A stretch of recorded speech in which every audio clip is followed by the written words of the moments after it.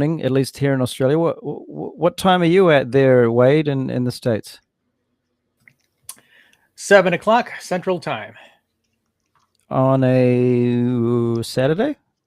Friday night. So welcome to Theology Unleashed. We have two very special guests with us. James, who's appeared at least once before, maybe even more. And Wade, have you been on the channel before? Yes. Oh, okay. So probably been on here more than I have. This is just my second time round.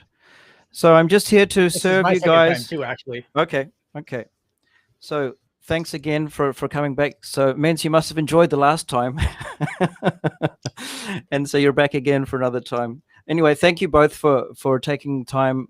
You could have been doing anything else, but you decided to come here and knock heads today. So thank you so much. Could I get you just both to do a quick introduction? James, could you start with just a slight introduction about yourself? Sure. So I am currently studying a PhD at the University of Melbourne in decision computational neuroscience, and I'm interested in philosophy and questions of apologetics, and I'm an atheist and a naturalist, and yeah, happy to be here. And you wrote a book, please. Oh yeah, so my book is called Unreasonable Faith. It's a critique of William Lane Craig's arguments for Christianity. So check that out if you're interested. Awesome. Thanks, James. Wade? Yes, I'm Wade. That is my real name. My superhero name is Maverick Christian. I have a YouTube channel called Maverick Christian. Also a blog. I'm a philosophy student in the University of New Orleans. Awesome. Okay, so what Wade's gonna introduce the topic here and also kick things off. So over to you, Wade. All right, I'll just share my screen here. Mm-hmm.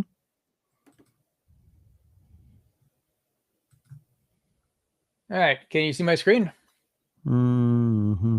Let's see. Not yet. Am I doing something wrong? Oh, looks like we got it. All right, so okay. I'll just, oh, not that one.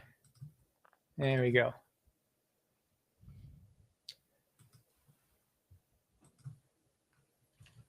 All right. The Evolutionary Argument Against Naturalism, or more specifically, my version of it.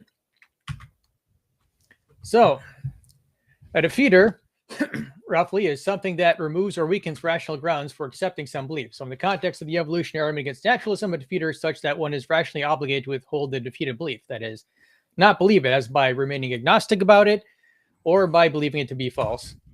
So here's an example of a defeater in philosophy. While driving, I see what appears to be a barn from 50 meters away. I later learned that some eccentric has last week put up barn facades all over the area along with real ones, and that these fake barns are indistinguishable from real barns when viewed at a distance of 30 meters or more. And I have a defeater for my belief that I had seen a barn.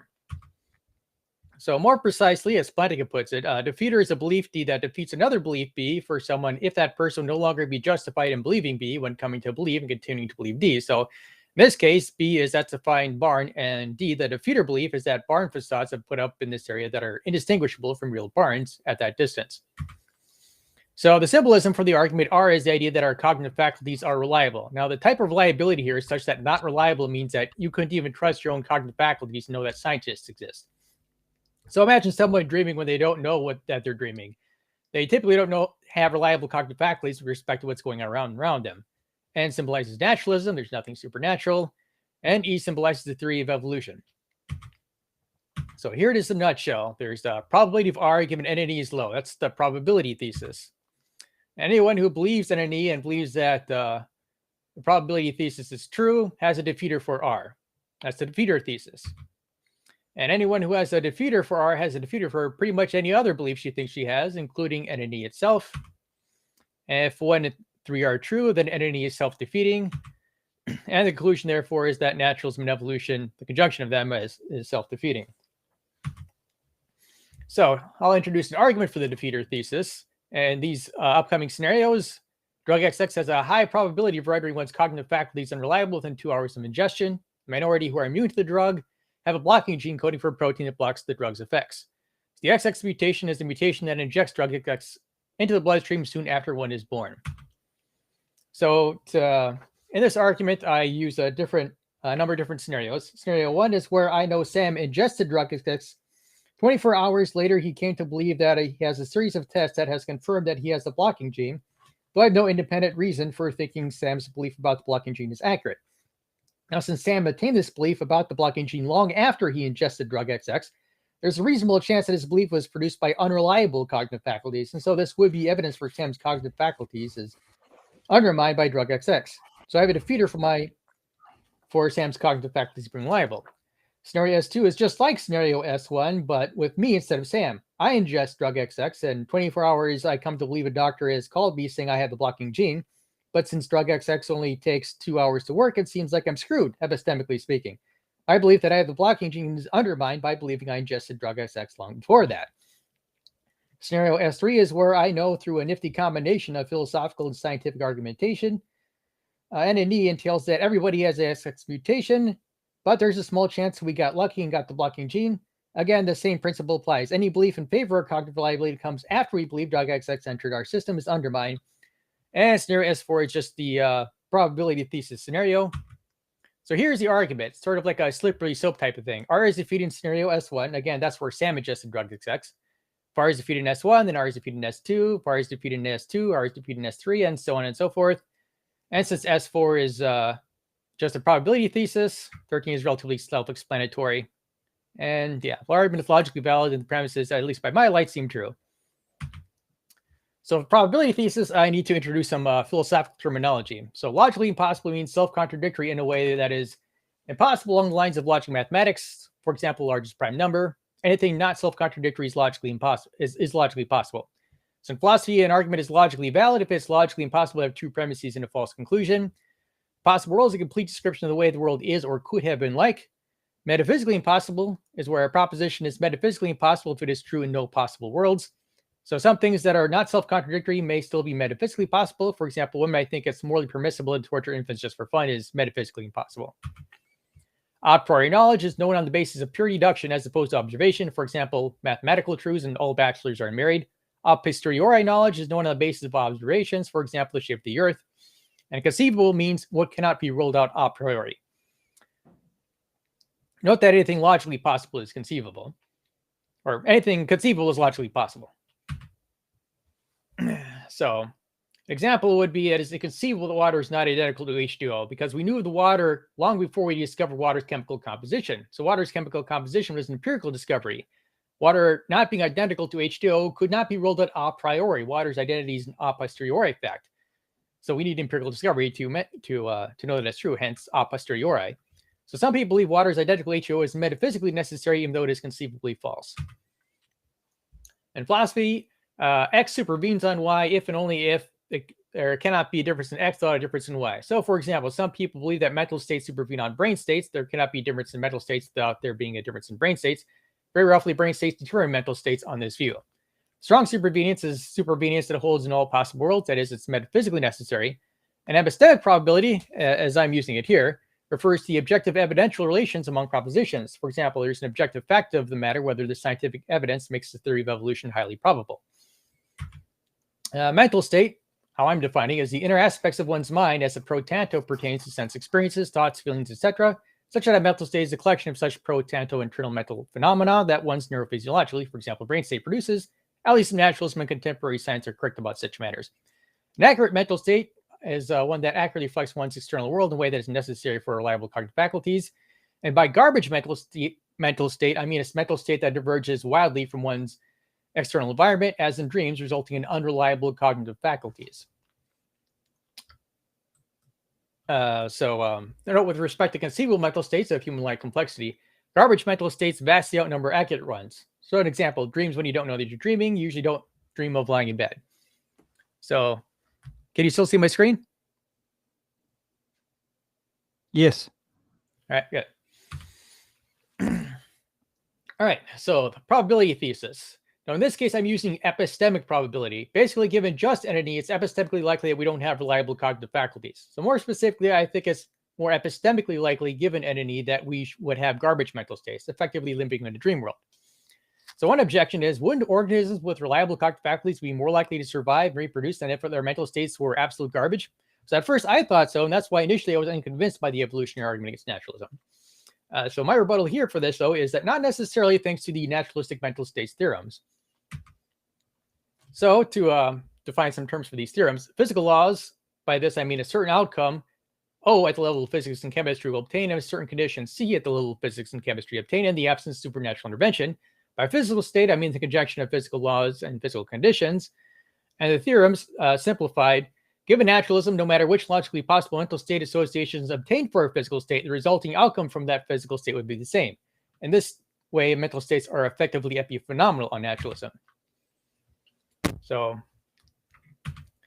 for example, given a physical state of evolving organisms, whether they have accurate mental states or dreamlike garbage mental states would not affect the behavior of these organisms. They behave the same either way. So recall that when it comes to conceivable mental states, dreamlike garbage mental states massively outnumber those that accurately resemble one's external reality. So this is a major reason why the probability thesis is true. So the math is a little bit complicated, but to kind of give a rough description of the reasoning behind it. So imagine this thought experiment. Imagine we had the same physical state, same physical conditions and physical laws, but we had a different mental state associated with the brain. Would the outcome be any different? Well, the answer is no, because with the same physical conditions and the same physical laws and same physical conditions, the same outcome would result. So it doesn't matter which mental state the brain's electrochemical reactions result in for that physical state, that brain's behavior would be the same. So the summary of the theorems on naturalism, no matter which logically possible mental state associated obtained for a given physical state, the same outcome would result. In this sense, mental states are effectively epiphenomenal on naturalism. Implications are, again, given a physical state of evolving organisms, whether they have accurate mental states or dreamlike garbage mental states, would not affect the behavior of these organisms. They behave the same either way. Now, when it comes to conceivable mental states, dreamlike garbage mental states massively outnumber those that accurately resemble one's external reality. So again, just think like when you're dreaming on bed, what you're dreaming very, very, very likely does not resemble what's actually going on around you.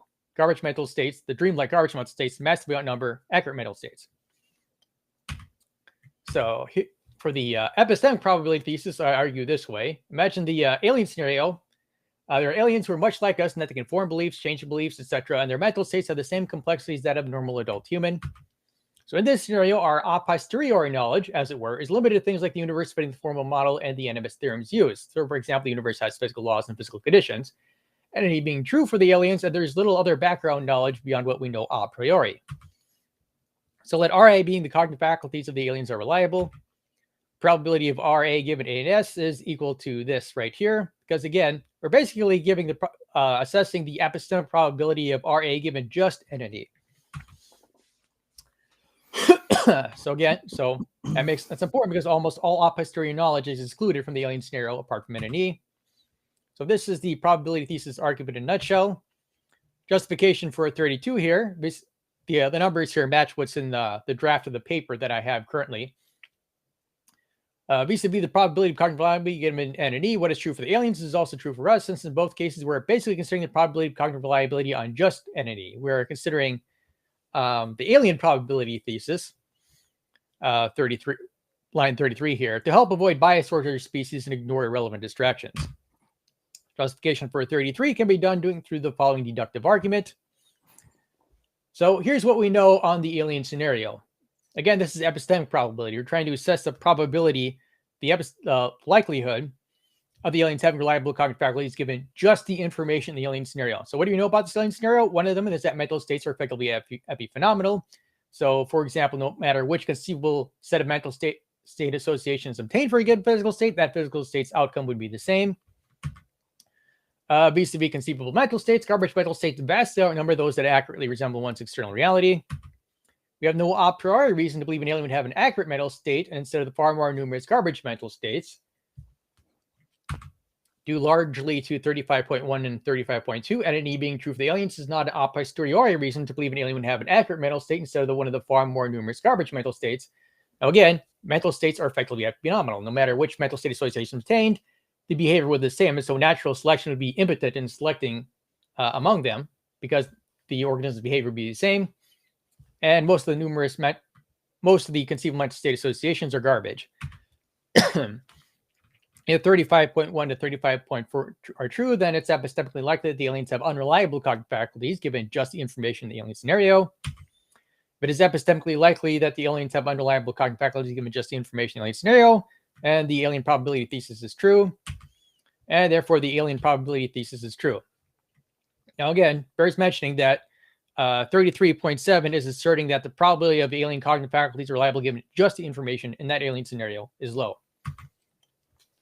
So with factors like the NMS theorems implying that mental states are effectively epiphenomenal in naturalism, garbage mental states vastly outnumber accurate ones, all things considered, low alien probability thesis, and by extension, a low probability thesis seems difficult to successfully avoid when using epistemic probability.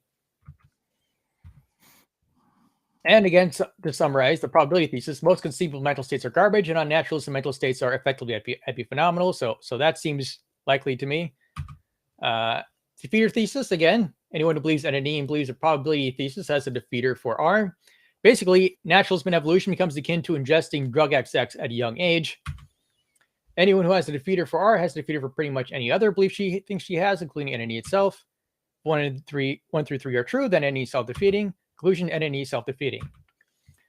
Now, you might have noticed that evolution plays very little role here in the argument. So in the paper, I give what I call the scientific argument against naturalism.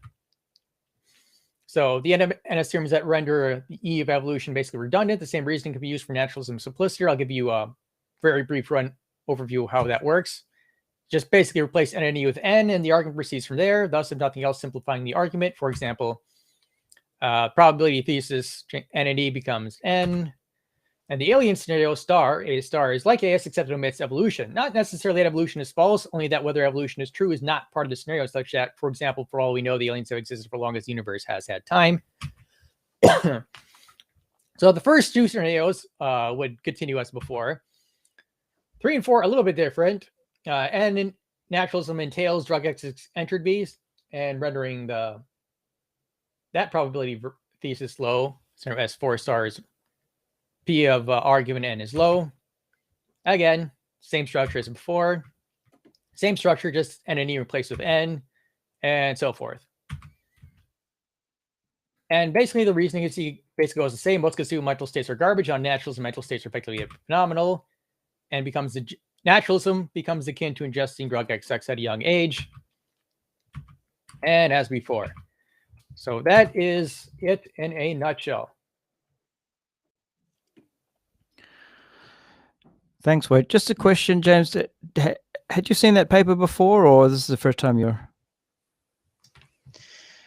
No, I'd seen those slides before, and I've read a blog post on this. Oh, okay. That Maverick's written a few years ago. Okay. Because it was going really fast, I was just wondering how anyone was taking all that in. But if you're up to speed on that, so that's good. If need be, I can put up the slides again. Somewhat up to speed. Specific slide if you want to talk about like a premise or something. Yeah, so that would actually be helpful because I don't have any prepared slides. I thought it would be more useful just to, since we're debating the argument, to talk through the slides that you had. So maybe Maverick, if you can put up the summary slides of the argument, so we can sort of just make sure we're on the same page with the viewers as to how the argument's working before we delve into anything further. My screen again.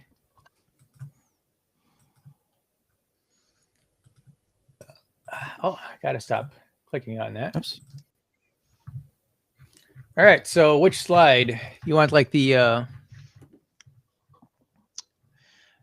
well, the very last slide would do. Okay. Yeah.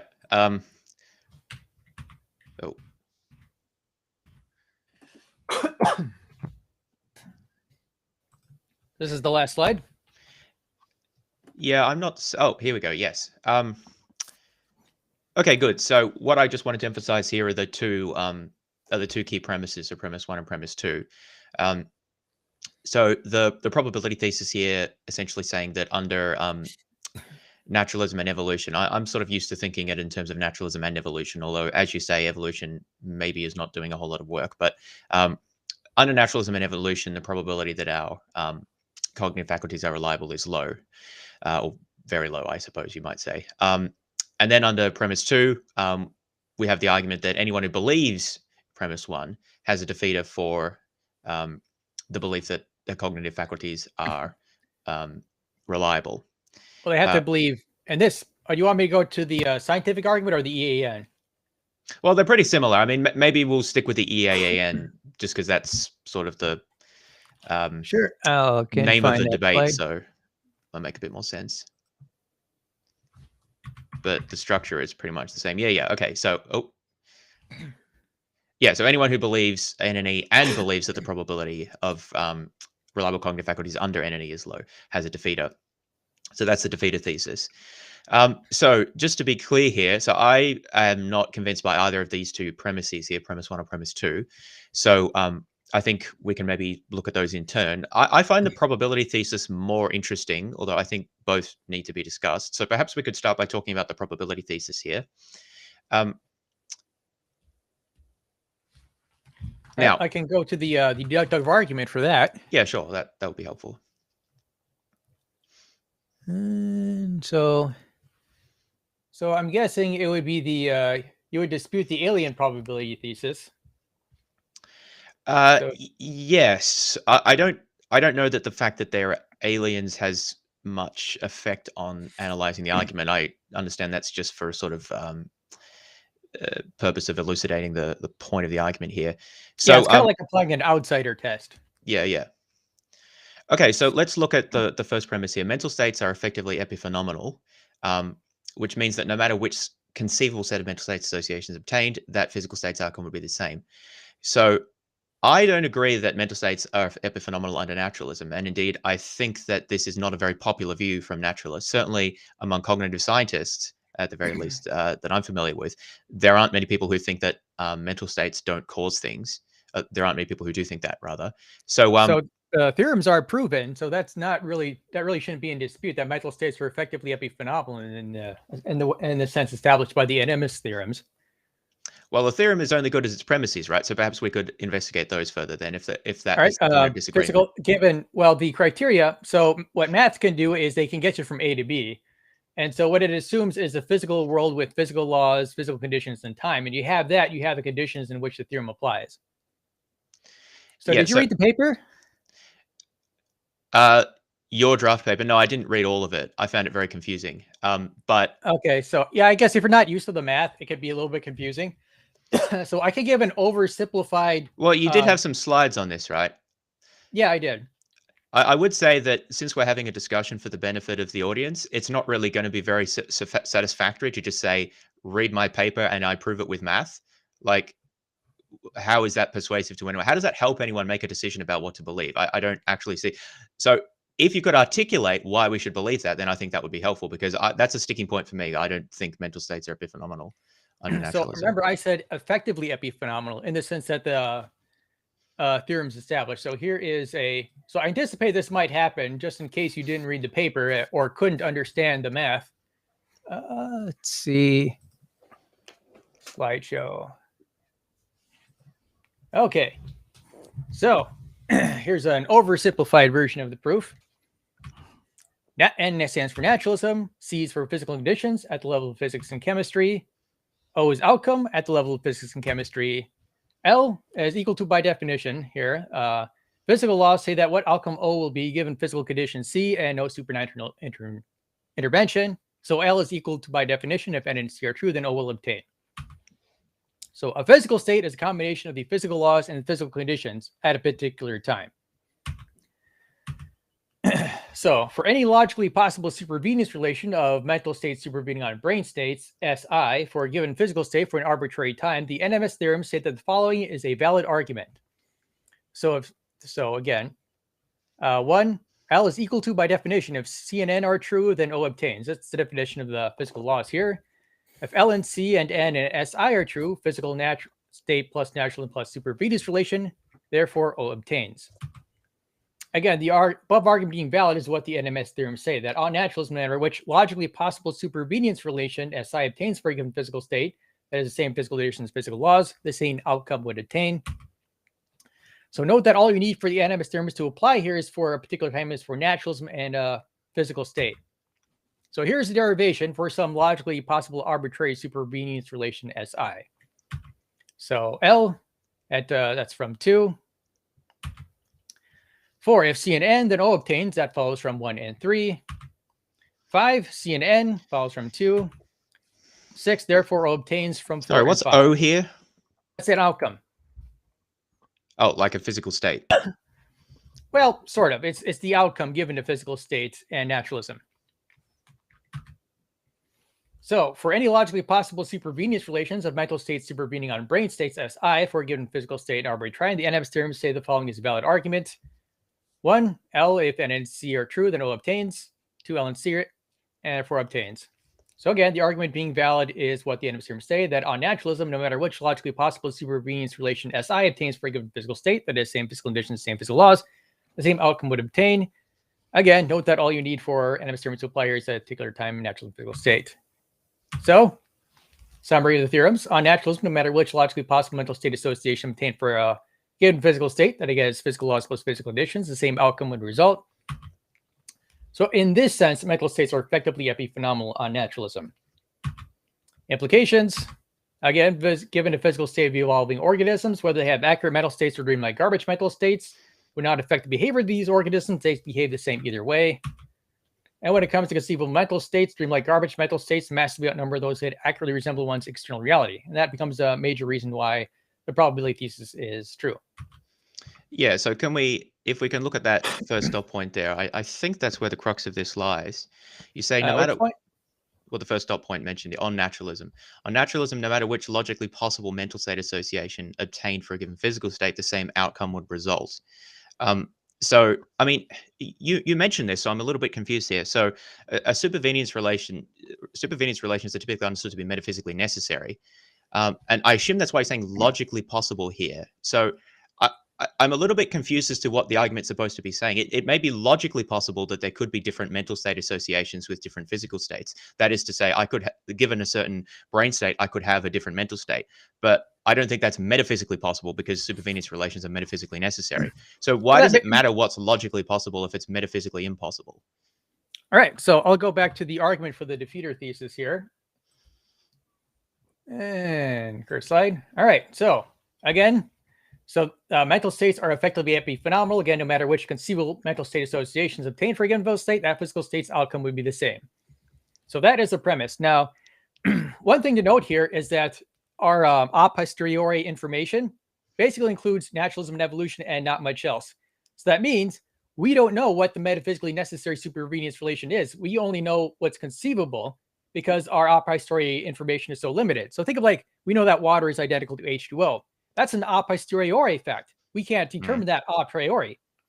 And so numerous strong supervenience relations are conceivable, but most of them will be garbage because this very, very limited information doesn't tell us what that supervenience relation is. Doesn't tell us a priori, you mean? Well, yeah, basically. Yeah. Okay. So how is this not just an argument for global skepticism? I don't see how this is in any way specific to naturalism. Well, you could, I suppose, expand it to naturalism. This argument you're saying we can't. Well, okay. Let me try to summarize what you're saying in simple terms to make sure I've understood it correctly. What you're saying is that we can't know a priori that there's any particular supervenience relation between physical, like brain states and mental states is the particular thing we're interested in here. And therefore, we can't know a priori that our mental states aren't all garbage because there could be lots of different relationships between brain states and mental states that don't lead to reliable beliefs. Is that the argument? Well, it's a bit rough, but I think you've got the gist of it at least. Okay, so naturalism doesn't appear to be doing any work there, right? Because you could say that for any worldview, we don't know a priori. Well, any worldview that requires any sort of a posteriori knowledge, I suppose. So anything that is, and by your definition there, that just means if something is conceivable, then we need some sort of a posteriori empirical knowledge to make the decision one way or another. So any worldview that seems to have empirical content or a posteriori content would seem to suffer from a similar issue, according to this argument, that we can't rule out logically possible but even metaphysically impossible outcome. So what is specific about naturalism? You appear to just be arguing for some sort of global skepticism that we can't rule out any of these garbage mental states. So this particular argument does not argue for global skepticism, but it No, also... I know that it doesn't. I'm saying it appears that it actually has that implication. I don't see what naturalism has to do with this. So what naturalism has to do with it is that I defined the NMS theorems specifically apply to a naturalistic universe. Now, you could argue that it only takes some minor tweaking so that it could also be used to argue for global skepticism. This argument does not contravene that notion. Well, that's a problem with the argument. That's what I'm saying. I'm effectively using that as a reductio against your argument. I'm saying that obviously you've said that they're naturalism, right? But there's nothing that actually does any work there, right? You could say, you could just change that to non-physical states, right? Any type of states, right? If we can't know a priori whether there's a tight relationship between mental states and physical states, or like whatever world states we want to have beliefs about, then by the same logic, we would have to be in a position of skepticism about whether our mental states are reliable or not, and therefore we would have a defeater by the same reasoning. There's nothing specifically under naturalism that it seems to me that this applies to. It could, with just minor tweaks, apply to any worldview.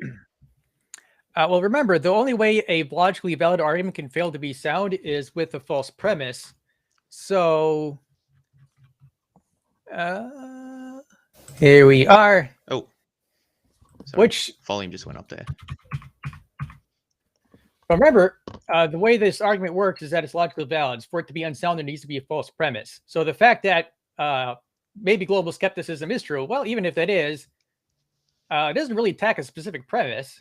Well, of course it does, right? Because unless we think that global skepticism is true, we can use that as the reductio of the argument. I've already told you that I don't agree with premises 1 or 2. I think we're mostly talking about premise 1 here.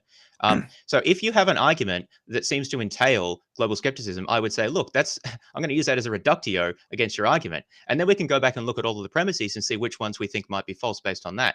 Now, your argument is so complicated and convoluted, it's a little bit difficult for me to work out which premises specifically. I mean, beyond this, right? I'm saying premise 1 here I disagree with, but when you go into the arguments for the arguments, it's maybe a little bit difficult to tell, but I'm pretty sure there's something going wrong there. Maybe I can elucidate a general line of thought there.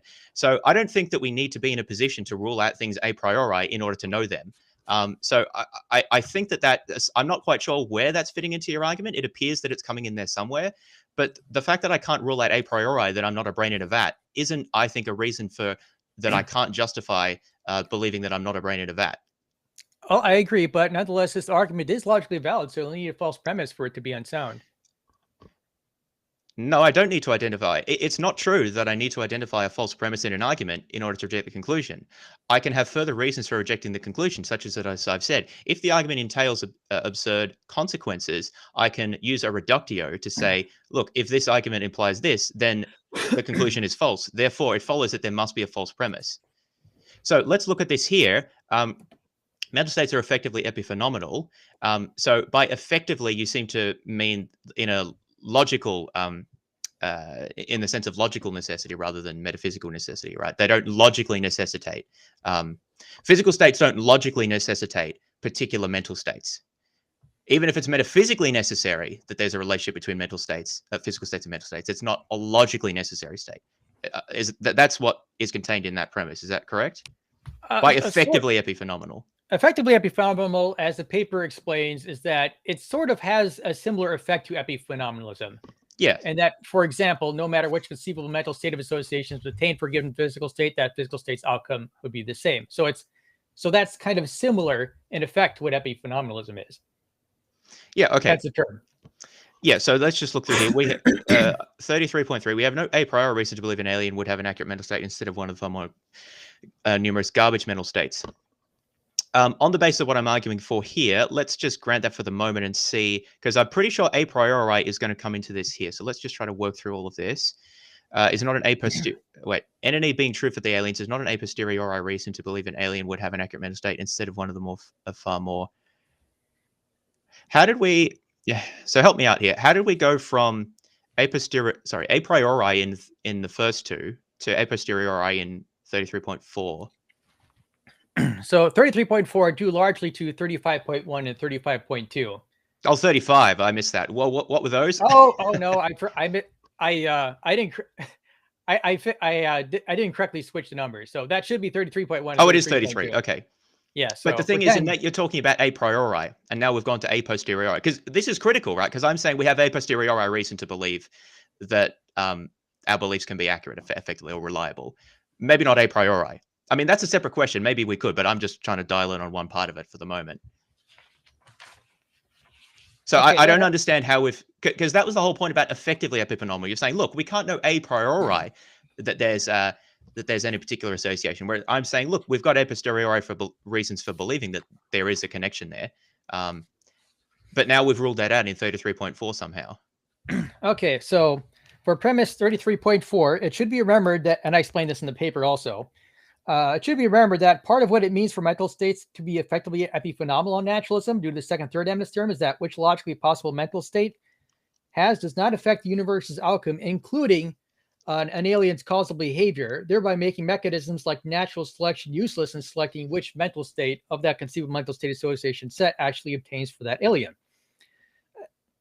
And so since most of the conceivable mental states would be garbage for an alien, for that physical state, natural selection would be useful in selecting an accurate mental state from that set over the many conceivable garbage mental states for that alien in universe with time t.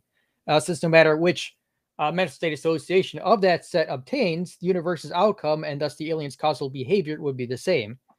And so consequently, mental states being effectively epiphenomenal, as 33.1 asserts, plays a major role in supporting 33.4.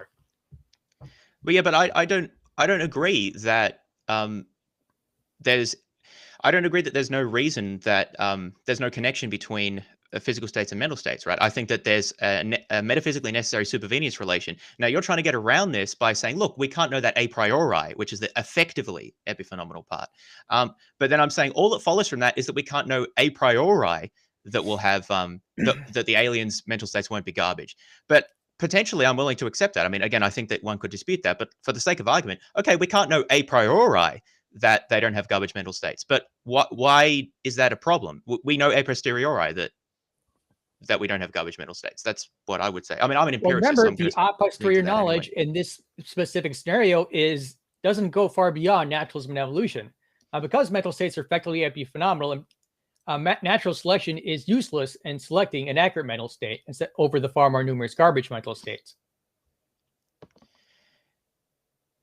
Sorry, could you say that last sentence again? All right. So I explained this in the paper. I use MUTP as a set of all conceivable mental states for naturalistic universe U at time t for physical entity P. Now, that has very large conceivable mental states. Now, natural selection is useless in selecting which among those mental states obtain. Well, hang on. No. You're skipping here because that's only true if you assume that there's no metaphysically necessary supervenience relationship. No. That doesn't play a role at all. So suppose there is of course it does. Strong... No, okay. I don't think you understand the argument. Go ahead. Suppose we accept that there is a strong supervenience relation. Yep. Suppose we even specify that in this scenario. Now, the fact that naturalism and evolution is true does not by itself tell us which of the strong supervenience relations obtains in this specific scenario. Lots of strong supervenience relations are conceivable.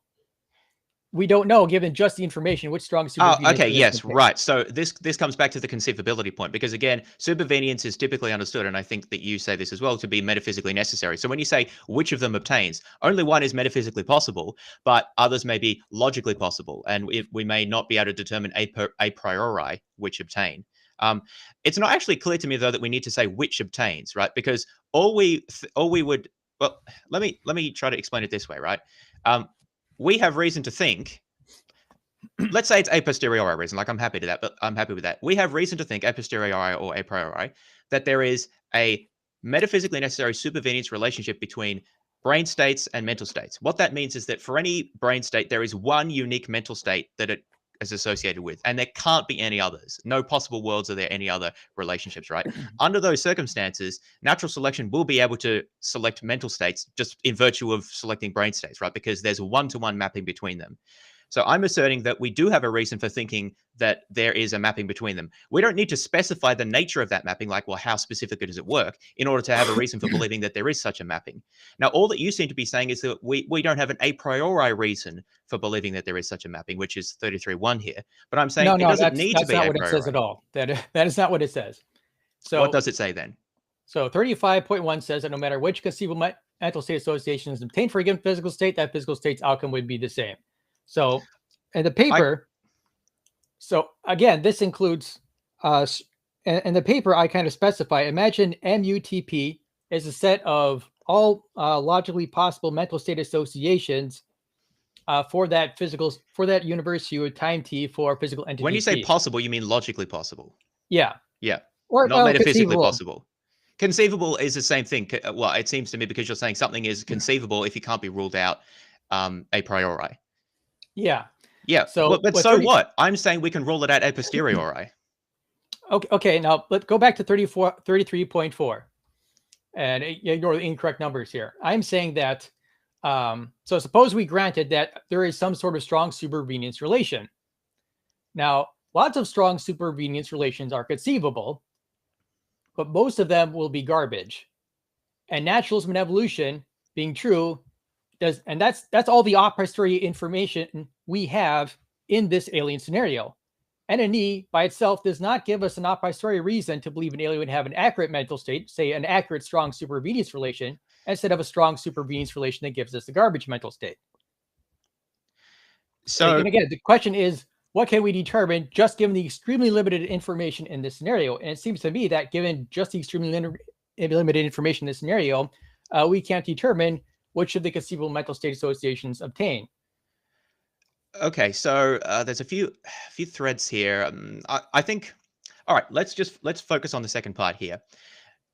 This comes back to what I was saying before. It seems to me that this can be tweaked slightly to turn it into a skeptical argument against for anything. So replace NNE with, I don't know, theism and Christianity, or like literally whatever you want. And couldn't this argument go ahead? No. Why not? Well, you can like with the necessary changes, obviously, for all of the different premises. You know, you changed out N and E, obviously. Well, here's a very trivial example. Suppose, for example, instead of probability of cognitive reliability given naturalism, you could say the probability of cognitive reliability given that there is a God, an omnipotent God who desires above all else for us to have at least somewhat reliable cognitive faculties. And that type of probability. Oh, yeah. Well, obviously that's going to work, right? But that's not what I said. I said theism. Well, let's just start with theism. I said Christianity, actually, but why don't we just start with theism for a start? Because naturalism is quite broad, so let's pull in theism as a quite broad counter. Wouldn't the argument be able to go ahead there? Because there are many a priori conceivable mental state, physical state associations that could pertain under theism, and we can't know which of them pertains a priori, right? So isn't the argument effectively the same here? Well, a theist could argue that theism is an a posteriori reason for us to believe that we have reliable cognitive faculties. God is all good and wants moral agents and all that. There you go. That's my response. That's literally what I've been saying. We have a posteriori reason under naturalism for thinking that we have reliable cognitive faculties. So you've just given the same response that I would give. Well, I think what you would how I would attack the argument here is I would actually grant that naturalism and evolution by itself. Now, again, this is just this probability thesis says given basically just naturalism and evolution, the odds that our cognitive faculties are reliable are low. But a naturalist could do is say, yes, naturalism and evolution is true, but there's this other proposition in P, I believe, that given N and E and P, the fact that our cognitive faculties are reliable is actually quite high. And P could be that particular strong supervenience relation that gives us that where the, lucky us, the mapping is such that we would have reliable cognitive faculties. But this particular argument is saying given just naturalism and evolution. That's a probability thesis.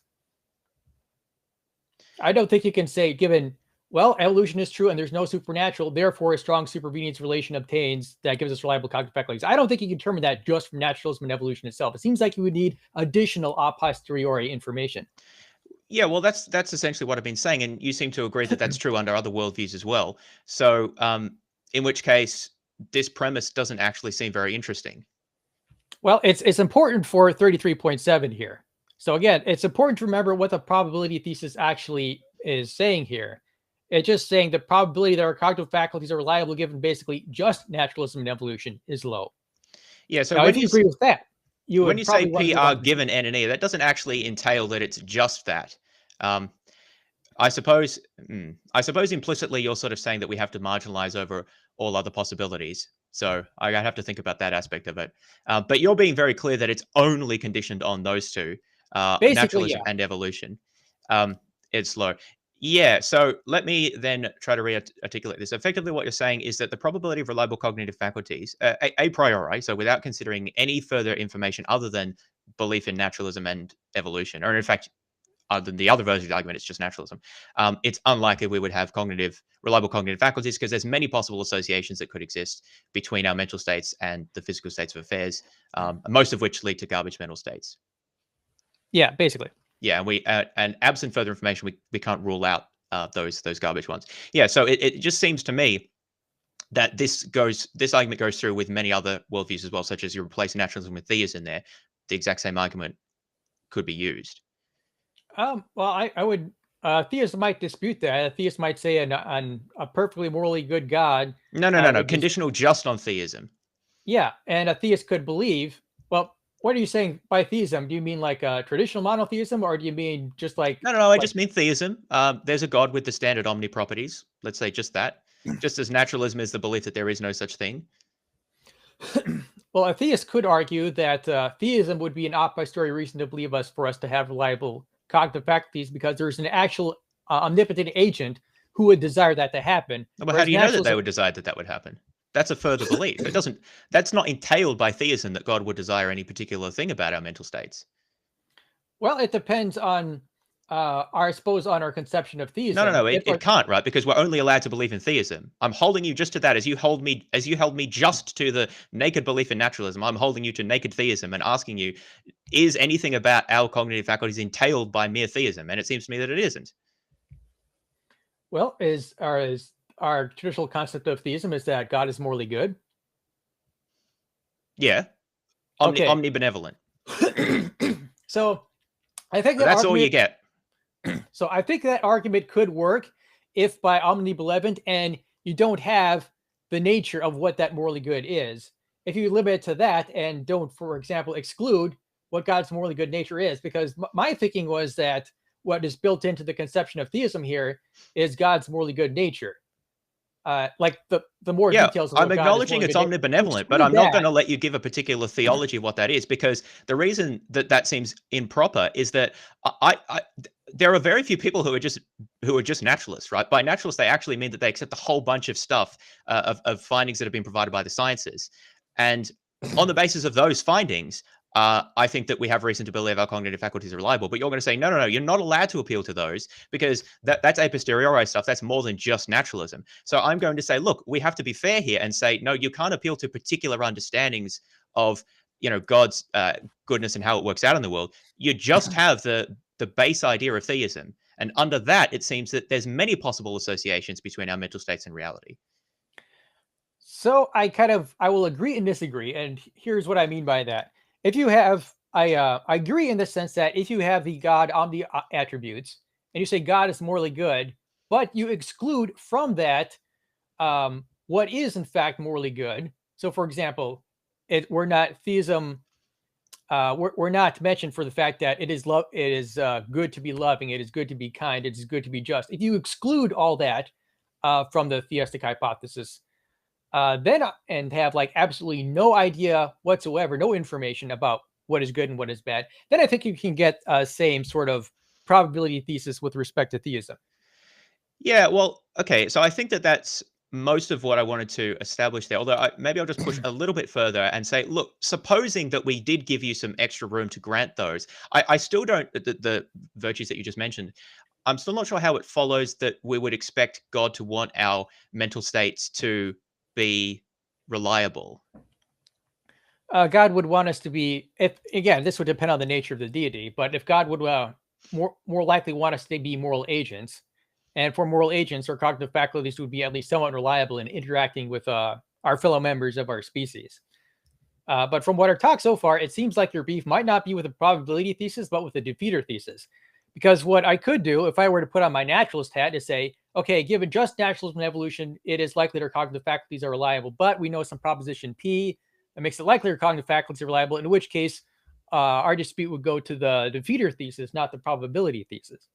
Yes, that's fair. And that's where I want to turn to. I'm just emphasizing here that I think that the way you've defined the reliability thesis makes it kind of uninteresting because it's going to be true under most worldviews. Now, there's caveats there about exactly what we build into the worldview and what we think is knowable a priori. I think that you can make some a priori arguments that we should have some degree of cognitive reliability under naturalism. But I don't think I want to go there today. So why don't we then move to talking about the defeater thesis then? All right.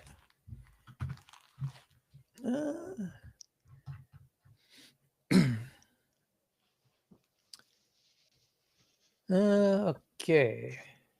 So here are the scenarios, and just as in the paper, it's a deductive argument, kind of a slippery slope thing. And so is there now, as also explained in the paper, premises 10 through 13 are material conditionals. Now, do you know what a material conditional is? Yes, I'm more interested here on that. So can we just revisit the defeater thesis so that we make sure, because this is the argument for the defeater thesis. So I just want to make sure we're both on the same page about what that says precisely. Okay, anyone who believes N and E and believes the probability of reliable cognitive faculties given N and E is low has a defeater for R. So at this point, let me just ask, how does this fit with your offered response here, saying that we may simply believe additional propositions that render the probability of reliable cognitive faculties higher, conditioning on those additional propositions? Because it actually seems that you could agree here if you think that PR given N and E is only believing those things, right? But the thing is, the naturalist doesn't just believe N and E; they believe lots of other things as well. So does this argument only apply to people who only believe N and E, or does it apply to naturalists who believe other things as well? It would, well, presumably naturalists believe other things as well. So yeah, it would, according to the defeater thesis anyway, that's the idea. But that's not what premise 2 says. Premise 2 says anyone who believes N and E and believes that N and E R given N and E is low has a defeater for R. But we've established based on the probability thesis that the probability of R given N and E, when you say that, you mean the probability of R given only N and E? Roughly, yes. Right. So premise 2 doesn't seem to apply to naturalists who believe in many things in addition to N and E. Well, let's look at 2 again. It says that anyone who believes N and E. Now, it doesn't say anyone who just believes N and E. It doesn't say anyone who believes only N and E and nothing else. That is not what premise 2 says. That's not what the defeater thesis says. Okay, then. So how do we get to the fact that it states that people who believe the probability of R given N and E is low. That refers to people who believe that the probability of R given N and E alone is low. Roughly. So how do we exclude the impact of their other? Let me put it this way: you're saying that someone who believes a certain thing must believe something else, or should has a defeater for R, right? So that's about what they should believe. So how do we exclude the impact of their other beliefs acting as counter defeaters or providing additional evidence? I suspect this was probably in the justification for the defeater thesis, but I'm just trying to get to the point of disagreement where that lies exactly. Okay, yeah. So the paper explains this as well. In section, what is the section? So I have looked through these scenarios. I don't know that we want to talk through all of them here. I think scenario, which was the last one? Was it 6? Is the most relevant one. Well, I think you might want to look at that paper again. I updated it for this debate. I think you might be looking at an old version. Well, quite possibly. But I'm also not debating with the paper. I'm debating with you. So if we can focus on how you would like to articulate it here. Yeah. So in this presentation, there is no scenario S6. Oh, okay. So notice that there are only 4 scenarios here. Wait, but didn't you have a slide that showed more than that? Or maybe I'm confusing myself. No, there are no slides that have more than that. Nothing in this presentation has 6 scenarios. Just 4. Okay, I was probably just looking at an older version. So yeah, so back scenario to 4 then perhaps. Yeah, so again, it's you would for the argument to be unsound here, there would have to be a false premise. But going back to your question, in section 2.3.5 of the paper, there's a a situation that I call the undermining problem. And to illustrate this, consider scenario S1, where Sam ingests drug XX. Now, Sam also believes that, now again, the drug renders one's cognitive faculties unreliable within 2 hours, or has a high probability of doing so. Now, Sam believes he has the blocking gene. It's like, oh, I passed cognitive reliability test, I have the blocking gene. But Sam only came to this belief like days later after he ingested drug XX. So it seemed that, and I have no independent reason for thinking that Sam's belief is correct. So it would seem that this would be my belief that Sam has passed cognitive reliability test is undermined by Sam having ingested drug XX. Now, we can think of that as in scenario S2. Suppose I ingest drug XX, all right? But days later, I come to believe that I have reliable cognitive faculties because of cognitive reliability tests. So if I believe that I ingest drugs XX, but I also believe that days later, I have passed cognitive reliability tests. Well, it seems any belief that comes after I know that I've ingested drug XX is kind of undermined by the idea that I have ingested drug XX. And so that's the undermining problem. And so what I kind of argue here in the paper is that it seems like we have a similar situation for NNE, or for the scientific argument against naturalism itself. So it seems that because naturalistic evolution already gave us our cognitive faculties, any belief that comes after that would be undermined. So that's the idea. So apparently, it seems like the undermining problem exists in scenario S1. It seems to also exist in scenario S2. Which of these scenarios would it seem to fail at? That I think becomes a bit tricky, where the undermining problem stops being a problem. So let's just be clear here. So you've said drug XX and XX mutation. Is the drug is a drug that causes our cognitive faculties to be unreliable? Is that correct? Yeah. And what's XX mutation? The XX mutation is a mutation that injects drug XX into our bloodstream shortly after we are born. So it's basically so it's the same thing as drug X, effectively, but just yeah. at So birth. it's basically Okay. How does NNE entail XX? How does NNE entail that our cognitive faculties will be unreliable? Are you talking about S3 or S4 here? S3. So S3 is a fictional scenario. I'm saying. Oh yeah, I don't mean literally XX, right? But I mean. Oh, okay. So you're saying if it entails, then it's low. Oh, okay. So. Okay, maybe it's S4 then that we should look at. Okay, yeah, let's talk about S4 then. I think that was the one I mentioned before. So what's the problem with, so again, I'm struggling to see the connection here. Hopefully we can work through the logic here. So let's say that a priori, the probability of reliable cognitive faculties given NNE is low. That's what we've just been discussing.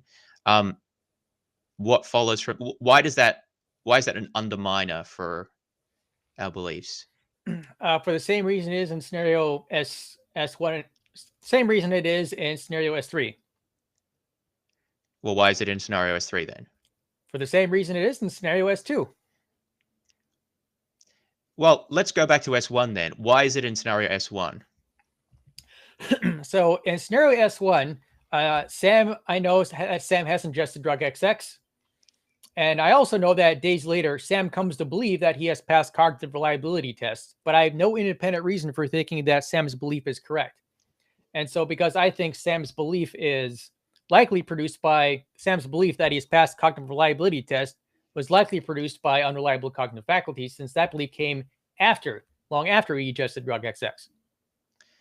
Maybe we'll go to scenario 2, because I feel like that's just easier if we talk about in the first person. So in S2, you ingest the drug, and then you engage in tests which show that you have reliable cognitive faculties. Well, believe that you do? Come to believe that days after I ingest drug XX. Yeah, okay. And then you're saying, on the basis of the fact that we've ingested drug XX, we shouldn't trust our belief that we've passed those reliability tests. Yeah, because it came after that. Basically, it's tainted by that point. Okay. But surely that only holds if we hold no other relevant beliefs about, the drug or the reliability tests. Basically, yeah. So in this case, I did not come to believe in the blocking gene prior to ingesting drug XX. All these, saving beliefs or would-be evidence that I have cognitive reliability reliable cognitive faculties comes after I ingest drug XX. Right. And so you're going to say that's analogous to evolution. Yeah, hence scenario S3. So naturalism and evolution entails, right? Okay, but see, there's still something that I don't quite understand here, because scenario S3 doesn't say that naturalism and evolution does entail the mutation. You're saying that if it did. Well, in this scenario, it does. Well, that's what I mean, but I don't think it does in reality. So what does the scenario have to do with anything? Excellent question. So here is the deductive argument here. So line 12 here is that if R is defeated in an S3, then R is also defeated in S4. And S4 was the final scenario. Yes. Okay, so why should I believe that? Why should you believe in S3 12. and S4? Or 12? Okay.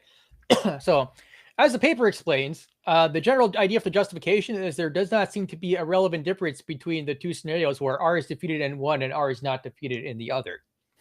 So in this case, S3 and S4, really the only difference here is the mechanism of probable cognitive unreliability.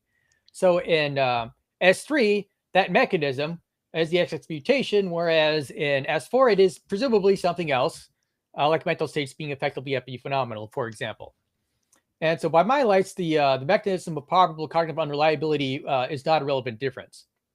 Yeah, That's so the justification for let me just clarify something. So scenario 4, can we go back to the scenarios? Sure. Is scenario 4 saying that I come to believe that probability is low? Is that what the scenario constitutes? Yeah, that's You certainly come at to least believe part it. of it. Yeah, I come to believe it. That's part of the scenario. Yeah, right. But then that's a relevant difference, right? In scenario 3, you've told me that entity actually does entail unreliable cognitive faculties. Scenario 4 merely says that I come to believe that a priori, under naturalism and evolution, I can't know that my cognitive faculties are unreliable. That's a completely different claim. One is simply a lack of a priori, the lack of a priori knowledge of something, whereas scenario 3 is actually saying that it is the case. Well, I believe it's the case in scenario S4 as well. No, but that's not what scenario S4 states. Scenario S4 just if I've understood it correctly, and that's what I'm asking here, but it just states I come to believe that the probability of R given entity is low. That doesn't say anything. That is completely different to saying that basically R actually is low under entity, which is basically what scenario 3 is saying. Well, if it's unclear, I think I mentioned it here. I might have to check my paper. If need be, I'm asking you what the difference. Sorry, not what the difference is. I'm saying that this appears to be a significant difference. So, have I understood that correctly? Scenario 3 says that basically our cognitive faculties actually are unreliable under entity, whereas S4 just simply says that I come to believe that a priori there's no reason to believe that our cognitive faculties are reliable under entity. No, that's not quite scenario S4 is. Scenario S4, part of what scenario S4 is that the probability thesis is in fact true. And I also come to believe that it's true. So in S3, by the way, it is also true that I come to believe that entity entails the XX mutation. I mean, it's not just the fact that the probability thesis is true, it's also that I come to believe it. And in scenario S3, it's not just that entity entails the XX mutation, I actually come to believe it. Hence the defeat here part here. I believe this is mentioned in the paper. Yeah, it's in the paper. So the probability thesis is actually true. In this scenario. But that doesn't change the fact that it's still a thesis about probability, about a priori probability. Well, sort of. It's actually it's epistemic probability. Yes. It's basically a propositional evidence. Given entity is basically the state of information, roughly, and R is the probability of that, given that state of information is low. And entity entailing the XX mutation, that is what renders in this scenario the fact that the probability of argument entity is low, given that state of information. So difference between S3 and S4 is that the mechanism of behind what makes the probability thesis true is different in both cases.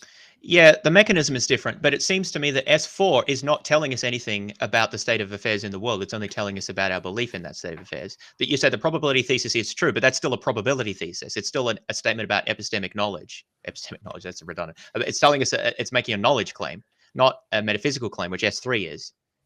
So let me just clarify why I think that's important. Let's just say, for the sake of argument, that if NNE does actually entail that our cognitive faculties are unreliable, then we shouldn't believe. Oh, no, it doesn't.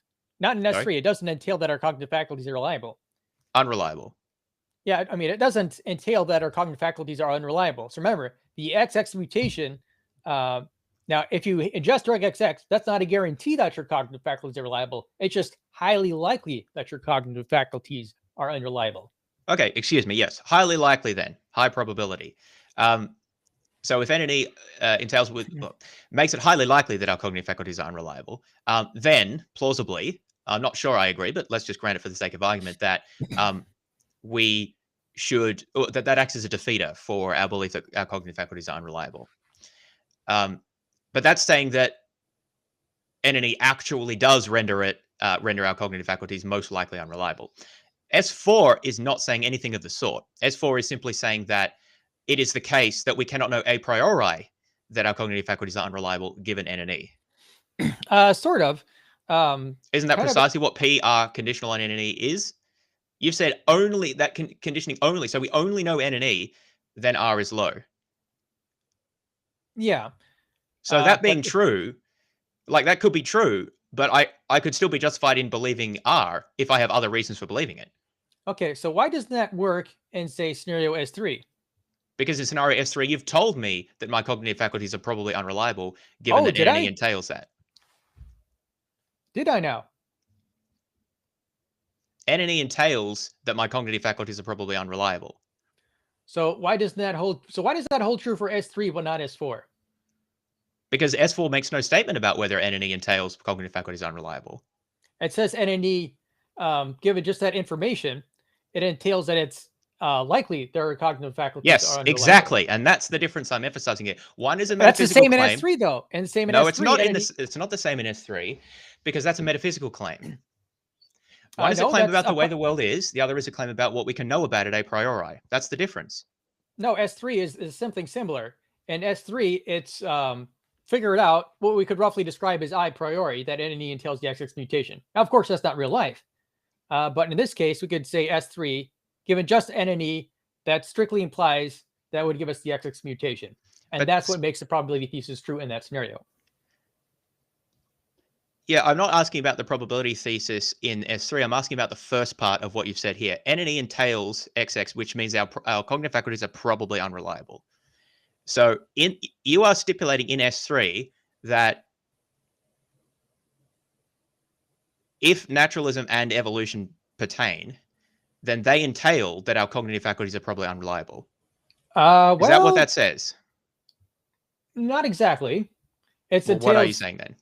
Okay, naturalism and evolution, it says, so S3 is that given naturalism and evolution tells the XX mutation, given just that information, it is likely that our cognitive faculties are unreliable. Now, if, of course, you could add additional propositions to this. You could say, yes, given just NNE, our faculties are probably unreliable, but we also know that we passed cognitive reliability tests, or we also know that we got the blocking gene, and so on and so forth. So one could reason that way. Yeah, I'm still unclear here about what you're saying in S3. So maybe I'm just a bit slow here, but are you saying that we believe that NNE entails the XX mutation, or that it actually does? It actually does in this scenario, and we believe yes, that's what I thought. That's what I thought. You're making a claim about the way things actually are, not just a claim about our belief or our a priori belief specifically. Whereas S4 is a claim about a priori beliefs. So that's what the P is. It's a probability statement about epistemic probabilities you mentioned before. That is the critical difference here, it seems to me. So why would the mechanism... No, it's not about the mechanism of unreliability. It's about what you're claiming. In S3, you claim that NNE actually entails that our cognitive faculties are probably unreliable or likely to be unreliable. Whereas S4, you're not saying that. You're just saying that it is the case that epistemically speaking, we cannot know a priori that our cognitive faculties will be reliable given NNE. And I'm saying, okay, yeah, sure, maybe that's true.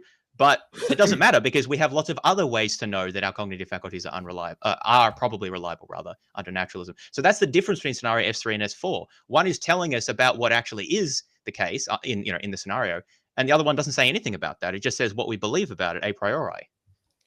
I think you might have misunderstood. By mechanism of probable cognitive reliability, as explained in the paper, what that term means is just whatever it is that makes the probability thesis true. That's it. That's what mechanism of probable cognitive reliability means in this context. Yeah. Okay. So well, in S3, well, they're both. I mean, I don't see how you could say S3 is metaphysical and S4 is not, because they're both naturalism and evolution. That's a metaphysical claim. They're both making metaphysical claims. Okay, in that sense. No. So there's a clear difference here, unless I've completely misunderstood the scenarios, but I've tried to ask the questions to clarify that. So the difference here is that N and E does not have a P in front of it. So you're asserting that that is the case. When it has a P in front of it, that is an epistemic probability claim about what we know, and specifically what we know a priori, because again, that's the context here. That is the difference between the scenarios. One is asserting that there's a state of affairs and saying what would happen under that state of affairs, essentially. The other one is not saying anything about what is true. It's just purely our epistemic knowledge of that. Why do I say that again? Our knowledge of the situation, a priori knowledge. That's the difference, it seems to me. So if you want to call that a different mechanism for why P is low, well, then fine. I find that word confusing here, but sure. But that seems to be absolutely critical here, because just to come back to put this in the context of why I'm making this point here, in scenario S4, I could just think, well, sure, PR given N and E is low, okay, but I have other reasons for thinking that my cognitive faculties are probably reliable. It's that just aren't exhausted by what I can know a priori under naturalism and evolution. Okay, so why doesn't that work in S3? Because you've told me that it can't work. Well, I don't think it works in either in S3 or S4, so you're going to have to be more specific, other than just taking my word for it. N and E entails XX mutation, which means our cognitive faculties are probably unreliable. So you've told me that it is the case that N and E entails that our cognitive faculties are probably unreliable. No, that's literally what it says there. Come on, man. It literally says that. No, it doesn't. It says N and E entails XX mutation. What does that mean? N means the likelihood that we have the XX mutation given just naturalism and evolution is 1. And it's saying this is what makes the probability thesis true. Yeah. And that isn't the case in S4. S4 just says it is low. N and E, the mechanism for probable cognitive unreliability is presumably something else, I suppose. Yes.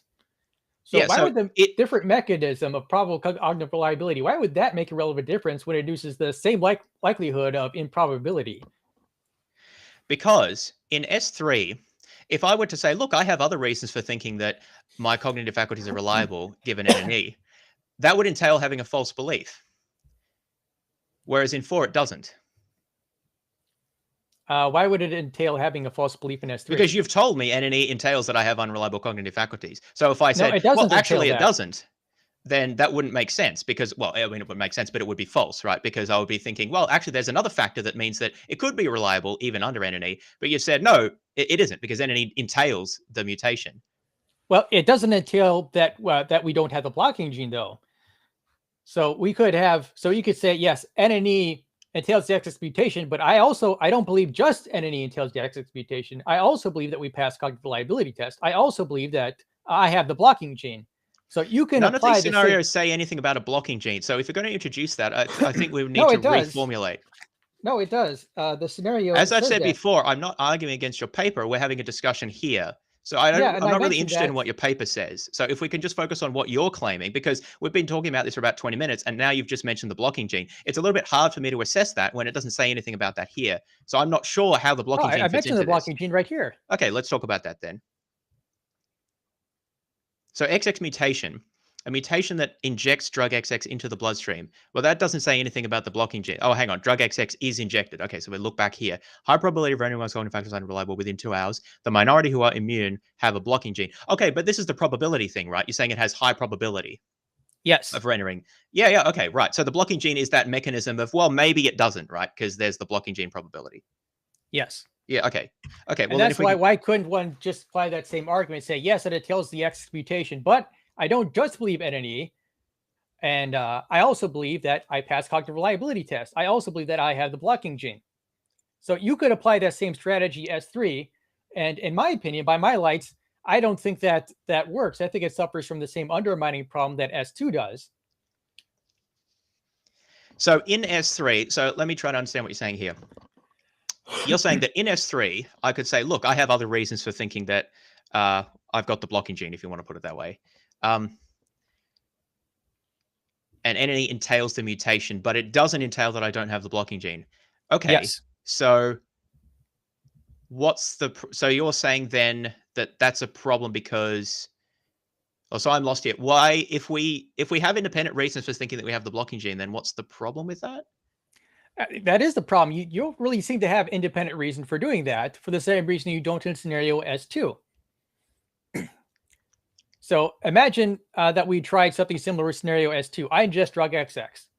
Now it has a high probability of rendering my cognitive faculties within 2 hours ingestion. Now suppose days after I ingest drug XX, I come to believe that I have the blocking gene. I come to believe I passed cognitive reliability tests, and so on and so forth. So I could reason that, okay, yes, given the probability just that I ingested drug XX, it's likely that I have unreliable cognitive faculties. But I believe this other stuff. I also believe I have the blocking gene. I also believe I passed cognitive reliability tests. The problem is that all this came in long after I ingested drug XX. And the fact that I ingested drug XX, that would seem to undermine my would-be evidence for my cognitive reliability in that situation. Right. Well, it seems to me that depends on the nature of what we think encounters evidence for something. Because I'm not sure that any type of evidence is going to be let me put that another way. So if I believe that I've taken a drug that causes my cognitive faculties to be unreliable, it's not obvious to me that automatically defeats all other beliefs that I might have. I mean, why would it? It's just one belief against all of the others that I have. Well, it depends on the nature of your noetic structure, I suppose. If, for example, you had the belief that you had the blocking gene prior to ingesting drug XX, then I think that would become like a defeater feeder, or rather a defeater deflector, I suppose would be a more technically accurate term. But the problem in scenario S2 is that I come to have this belief that I passed cognitive reliability tests long after I ingested drug XX, and that would seem to undermine the would-be evidence for my cognitive reliability. Well, but I'm not sure that that's right, because it depends on when you come to believe that you ingest the drug. Yes, that's what I said. Yeah, so if I come to believe that I have, if I have reason to think that I have the blocking gene before I come to believe that maybe I don't. Yeah, that's what I just said. Well, then what's the problem?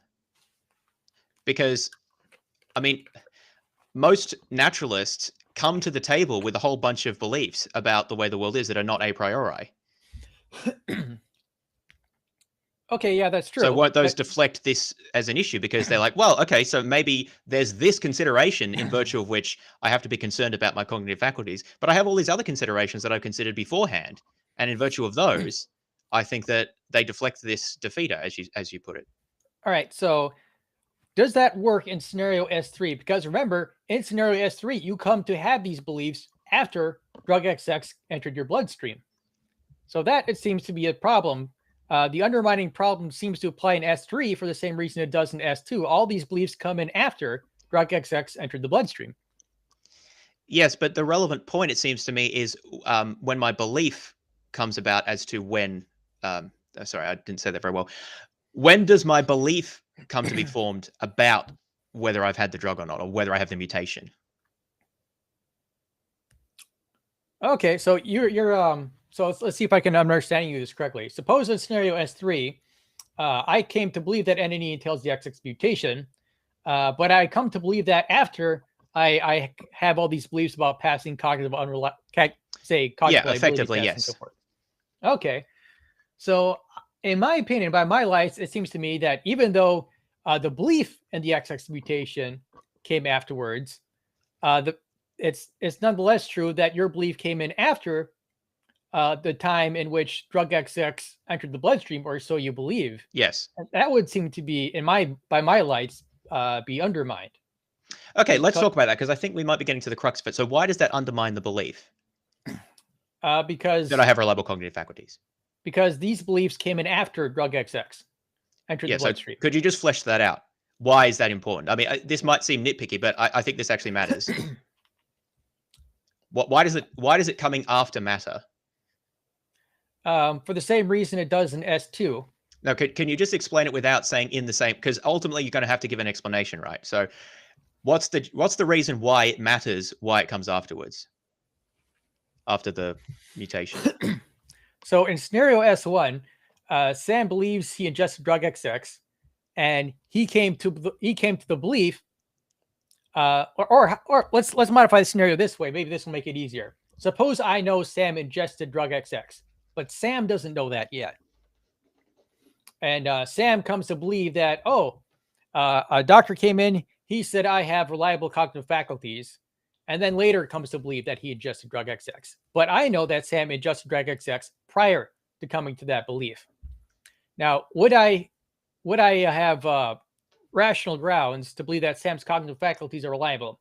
Well, clearly not, because Sam's belief that he has reliable cognitive faculties came in after ingested drug XX. So I can conclude that Sam's belief that he passed cognitive reliability tests was probably the result of unreliable cognitive faculties, because the drug XX has that effect, most likely, of likely rendering one's cognitive faculties unreliable.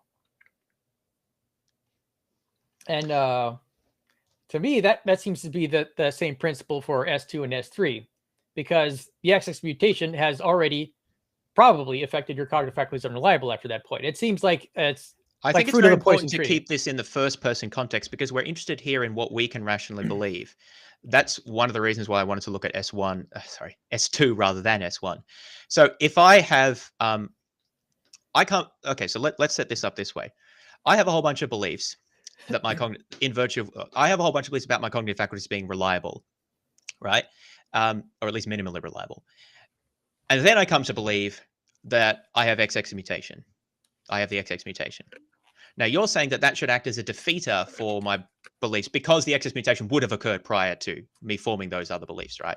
Yeah. So I'm asking why that acts as a defeater. Is it, before you just say because of scenario S2, because I want to just focus here, is it because now we feel that we can't tell the difference between whether our beliefs are actually reliable or whether we just think they're reliable because of the XX mutation?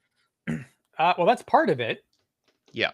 There's more to the point is just the effect of the drug XX itself. And it seems to me, just like it is in scenario S1, that any belief that comes after ingested drug XX, any belief that relies on cognitive faculties that come after having ingested drug XX and no further independent reason, that seems to undermine that would be evidence. Yeah, well, you keep saying it seems to undermine. I'm trying to understand the reasoning behind it. And the reason, let me just jump to the end here, because it seems to me that this is basically, again, an argument for global skepticism. Because I could say, well, look, what if I'm a brain in a vat? If I was a brain in a vat, then all of my beliefs that come after that would be suspect, right? So I can't actually reject that. So what does this have to do with N and E, I guess, is the greater point here. Is this not just an argument for global skepticism? Because if it were the case that we were a brain in a vat, then any cognitive reliability test that we took would be suspect, would be defeated by the same argument here. Well, the difference here is that brain in a vat scenarios are just presented as bare possibility. In this case, naturalistic evolution, supposedly anyway, is probability, not mere possibility. So in S3, for example, it isn't just the fact that naturalism and evolution, it's possible that we have unreliable cognitive faculties. It's that NNE entails the XX mutation, rendering it likely that we have unreliable cognitive faculties. Well, but that's the issue that I was harping on about for ages before, because I don't accept that.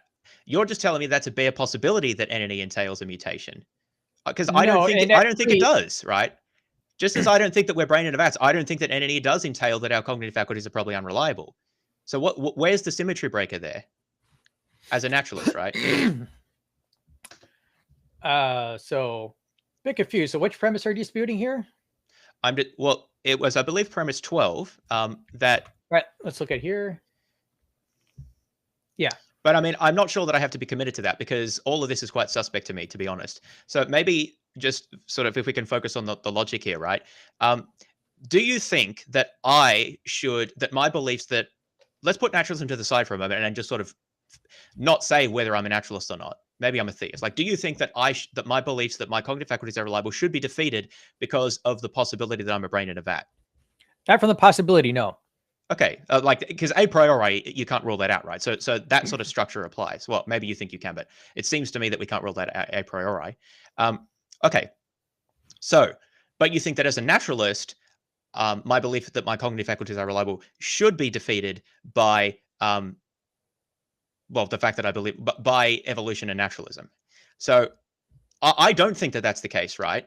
Because that, to me, that's just a mere possibility, as you put it, that N and E entail that our cognitive faculties are unreliable. Yeah, that's a possibility that I can't rule out a priori, just as I can't rule out the brain in a vat scenario. But why am I allowed to rule out the brain in a vat, but not allowed to rule out the naturalism and evolution case?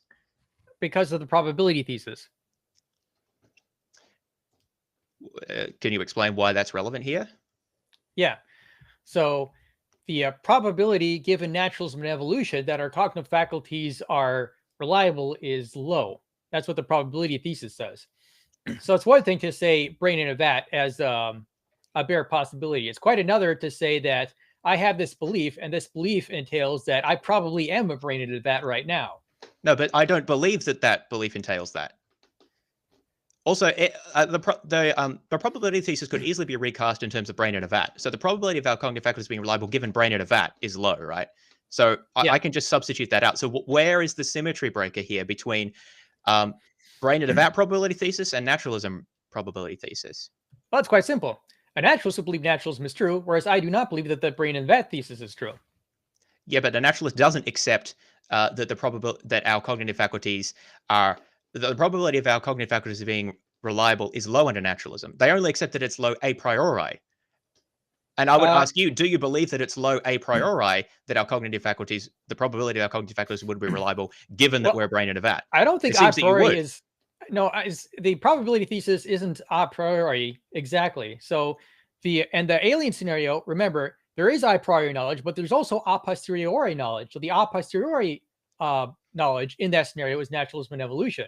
So it's really about the evidential relations between propositions and an ENR. Well, I asked about this before. How is naturalism and evolution an a posteriori knowledge? We've come to believe that on the basis of a whole bunch of evidence. But then all of that other a posteriori evidence and reasons I have for believing N and E, that's going to factor in. This undermines the whole defeater thesis. The whole defeater thesis is supposed to be purely N and E. But if you're saying I'm coming to believe N and E a posteriori, then I'm going to appeal to just like a whole swath of reasons for thinking that our cognitive faculties are not unreliable. Okay, well then... The very things that you disallow me to appeal to before, because you said, no, it's only N and E. I'm not allowed to appeal to anything else. Well, because that's a probability thesis. Probability thesis is only N and E. The defeater thesis, on the other hand, we can ask, does additional information manage to perform a defeater deflector? And that's what the argument from the defeater thesis is here. Now, I consider that in the paper, for example, in scenario S2, would additional a posteriori knowledge in scenario S2 overmine the effects of the probability thesis there? And my view was that, well, no, it doesn't. Not if it becomes long after having ingested drug XX.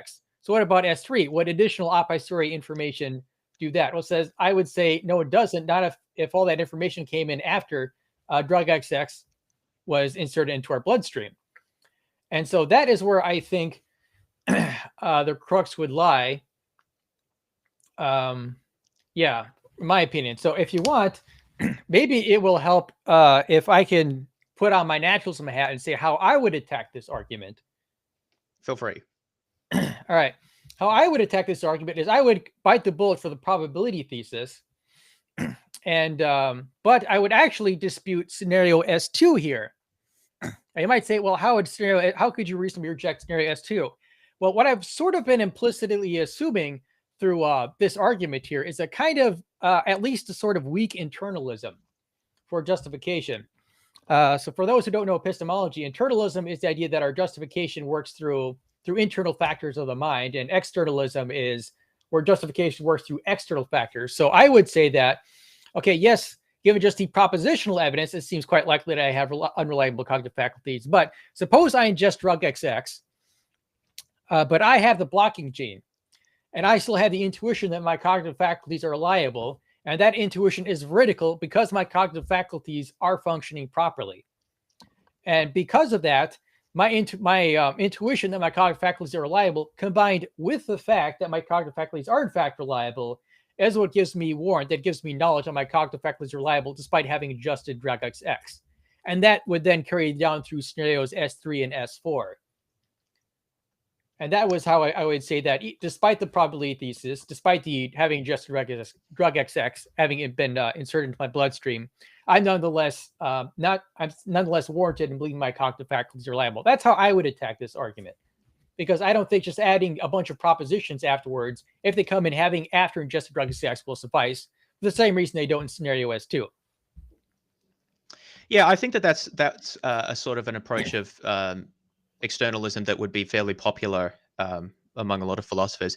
I myself don't really go in for externalist theories of justification, but I suppose if I was faced between the choice of having to accept the conclusion of this argument and having to accept epistemic externalism rather, then I would, I think, go with epistemic externalism. But so that's an interesting line there. So do you think that this argument sort of presupposes some sort of internalist? Well, sort of theory. So it does say that internal factors are relevant. And so the reason why I'm not convinced by that externalist critique, even though that externalism is really the best way I can think of to attack this argument, if I were a naturalist, is that there has to be some limits to what external factors can result in. So for example, I believe I have ingested drug XXX, and drug XXX has a 100% chance of rendering my cognitive faculties are reliable. Now, could I be rational in believing that my cognitive faculties are reliable while at the same time also believe that I have ingested drug XXX? Well, no, I can't, because that would actually be an explicit contradiction. So a disputable point, I guess, would be, okay, so where's the dividing line here? Is it anything short of 100% provided a feeder, or will 99.9% chance do? I think it's, by my lights, I'm sort of at least a weak internalist, and that I think the internalist factors are relevant enough so that my cognitive faculty, that I would actually have a defeater for my cognitive faculties are reliable in scenario S2, even if it were the case that I have a blocking gene. And all my propositional evidence would come in long after having ingested drug XX. So that's why I was talking about propositional evidence, where you're talking about a posteriori beliefs. The non-propositional warrant would just be the intuition that my cognitive faculties are reliable. And I think the non-propositional source of justification would be it's the only salvation I can see for naturalism, at any rate. Yeah, that's interesting. I'm still oh, excuse me, hang on, I need a cough. Excuse me. I'm still a bit puzzled by the nature of the conclusion here. So there's sort of one last thread here that, well, I mean, we've been talking about it, but let's see if we can make a little bit of progress here. So PR given entity is low, okay? Now we understand that to mean that, can we stay on that slide actually? Okay. Well, maybe it doesn't matter, but yeah, so I was just looking at this here. PR given entity is low. Now we understand that to mean an epistemic probability based on what is known a priori. Well, not quite a priori. It's naturalism and evolution, given just naturalism and evolution. Yes, well, the whole argument for the probability thesis rested on a priori considerations, because as soon as we were able to invoke a metaphysical thesis that is knowable a posteriori, then the argument collapses. So it only... well, because our a posteriori knowledge is not that we know it exactly a priori, because the a posteriori knowledge, the only basically admissible a posteriori knowledge is naturalism and evolution, and nothing else. All right, so I don't understand why we should care about that probability there. It seems to be entirely concocted and artificial, because you said, look, the only a posteriori knowledge that I'm allowed is N and E, nothing else. For the probability thesis, yes. Well, and the defeater thesis, because that's what we're saying here. Well, not yes and no. So you can consider the a posteriori knowledge, like I kind of mentioned in the paper and in this presentation, scenario S2, where suppose you can combine this a posteriori beliefs of passing cognitive reliability tests, but all these a posteriori beliefs come in long after having ingested drug XX. I argued that, well, because you believe you came by these beliefs long after having ingested drug XX, those a posteriori beliefs are undermined. And I think the same thing would hold true for scenarios S3 and S4 as well. Yeah, okay, so this comes back to what we were talking about before, and I'm still not got it clear in my mind how we make a jump here between talking about what is the case, or like what's stipulated to be the case in S3 and what's stipulated to be the case in S4. So what is the case in S4? Let's try to do this again, because I'm still a little unclear here. What does scenario S4 say? scenario S4. Let's see here. Better get this straight. Okay. In scenario S4, the probability thesis is true, but I initially don't believe it. Instead, I'm the product of a sort of evolution that makes my cognitive reliability very likely. Later, however, I study philosophy and see for myself that the probability thesis is true. But however, after that, I come to believe that I have an extensive battery of tests that establish my reliability. But since this belief came in long after naturalistic evolution created my cognitive faculties, and I believe that given NNE, naturalistic evolution has a high probability of giving me unreliable cognitive faculties, it seems this would be evidence for my cognitive reliability is undermined by the effects of naturalistic evolution, similar to how naturalistic evolution giving me the XX mutation does in scenario S3 undermines my would-be evidence for R. Okay, well, yeah, so that appears similar to what I have as S6 from, as you said, an older version. And I'm looking at that text now, and it seems the issue here is that you've said that, let me get the words right here. I believe that given NNE, naturalistic evolution has a high probability of giving me unreliable cognitive faculties, right? But that statement is really irrelevant because, that, again, when we say given NNE, naturalistic evolution has a high probability of giving me unreliable cognitive faculties, that means given only NNE. That doesn't mean I actually believe, all things considered, that evolution has a high probability of giving me unreliable cognitive faculties. You're saying conditional only on this information. And I'm asking, why are we restricting the analysis to only that information? That's entirely artificial. Well, we could apply the same reasoning to scenario S3. Yes, given only naturalism and evolution and the fact that X mutation, and the probability that I have unreliable cognitive faculties is quite high. But I could say, well, I have additional information, like I passed cognitive reliability test. So you can apply the same sort of try to escape the cognitively disastrous scenario in both scenarios S3 and S4. So what's the problem? So in S3, I don't think that works for the same reason it doesn't work in scenario S2. And the reason why I don't think it works in scenario S2 is because these beliefs come in long in after drug XX has entered the bloodstream. It comes in after this thing that has affected our cognitive faculties has happened. Yes, but this is what I keep harping on here, and you keep denying is relevant. In scenarios S1 through S3, you have stipulated, well, certainly in S1 and 2, and I think it's in S3 as well, you have stipulated that there is this thing that causes my cognitive faculties to be unreliable. Well, no, quite yet. It has a high probability of causing your cognitive faculties to be unreliable. Yes, correct. Okay, whereas the naturalist doesn't believe that. Under S4, the naturalist doesn't believe that. Well, first of all, that's not stipulated to be the case, and the naturalist also doesn't believe it. So it's one thing to say, look, it is actually the case that there is this thing that probably causes your cognitive faculties to be unreliable. In that case, well, yeah, then that's going to have negative epistemic consequences.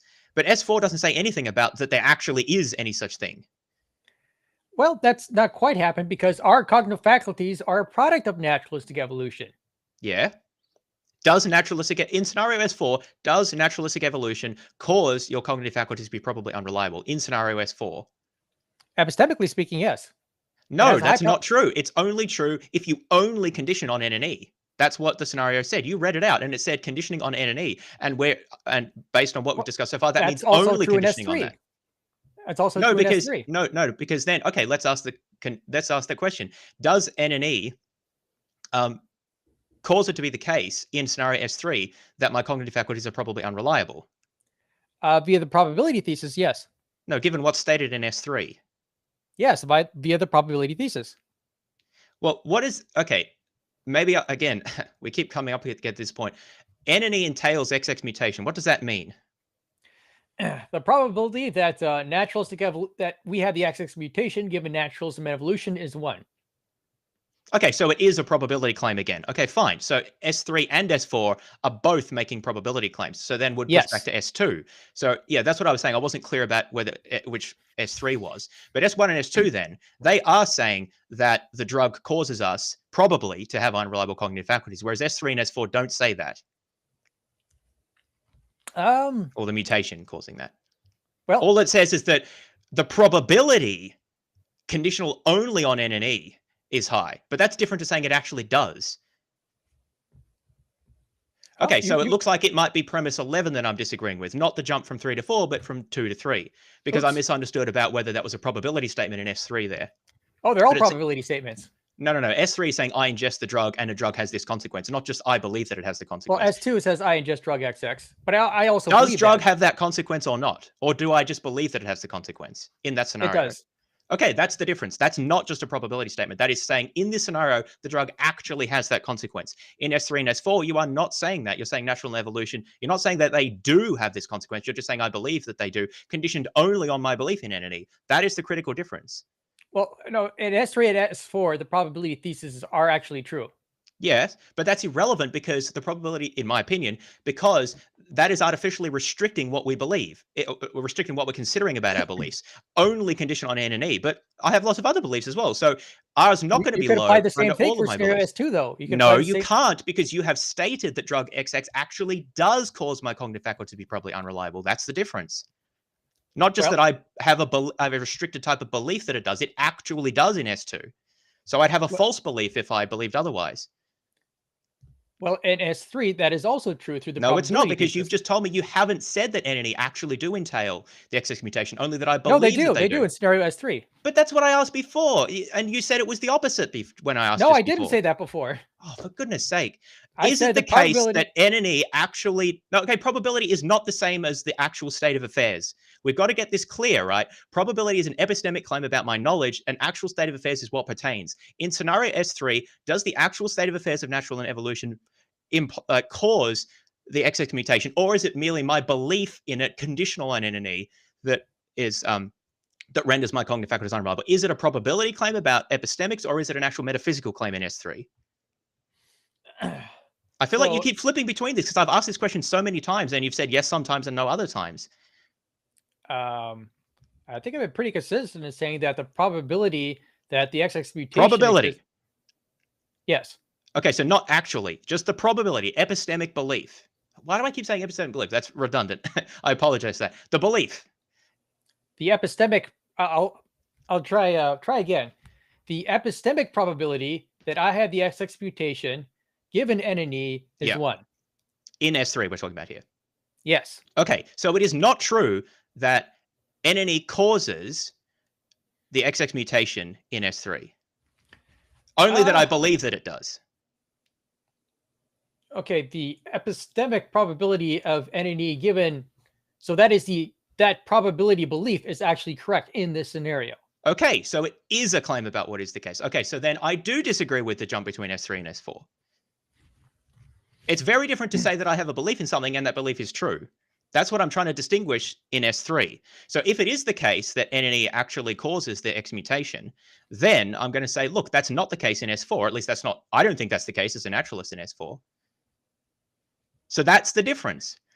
So what do you mean by naturalistic evolution causing the XX mutation? But that's the whole claim behind this, right? That under naturalism, well, this was the whole setup of the probability thesis, right? There's this story about that there's an epistemic possibility, a priori, like as far as we know, a priori, that I could have garbage mental states because maybe the necessary metaphysical supervenience relation doesn't hold, a priori. As a result of that, conditional only on N and E, the probability that I have garbage mental states is high. That was the probability thesis.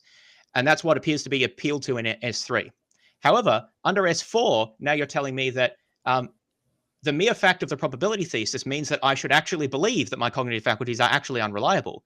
But that's a jump, because now you're saying, instead of just saying, look, a priori conditional only on N and E and not anything else, I should believe that I have garbage mental states. And you're going from that to saying, I should actually believe, given everything that I know, or believe at least, that I have garbage mental states. That's why S4 is different to S3, because you're now only saying, look, conditional on this, given this particular belief. Well, why would that work in S4 but not in S3?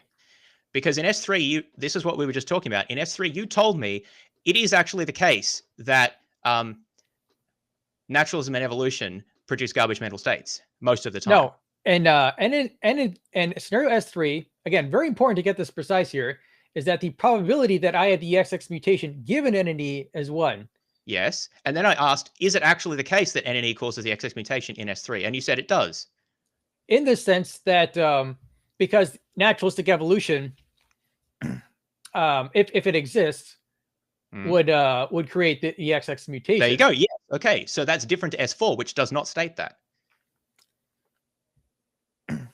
Well, it's true that the mechanism probable cognitive unreliability is different there, but I don't see how that's no, but there's relevant difference. Cognitive unreliability has not been established in S4. It's asserted in S3 because you've said entity actually does cause the X mutation, but S4 doesn't say that.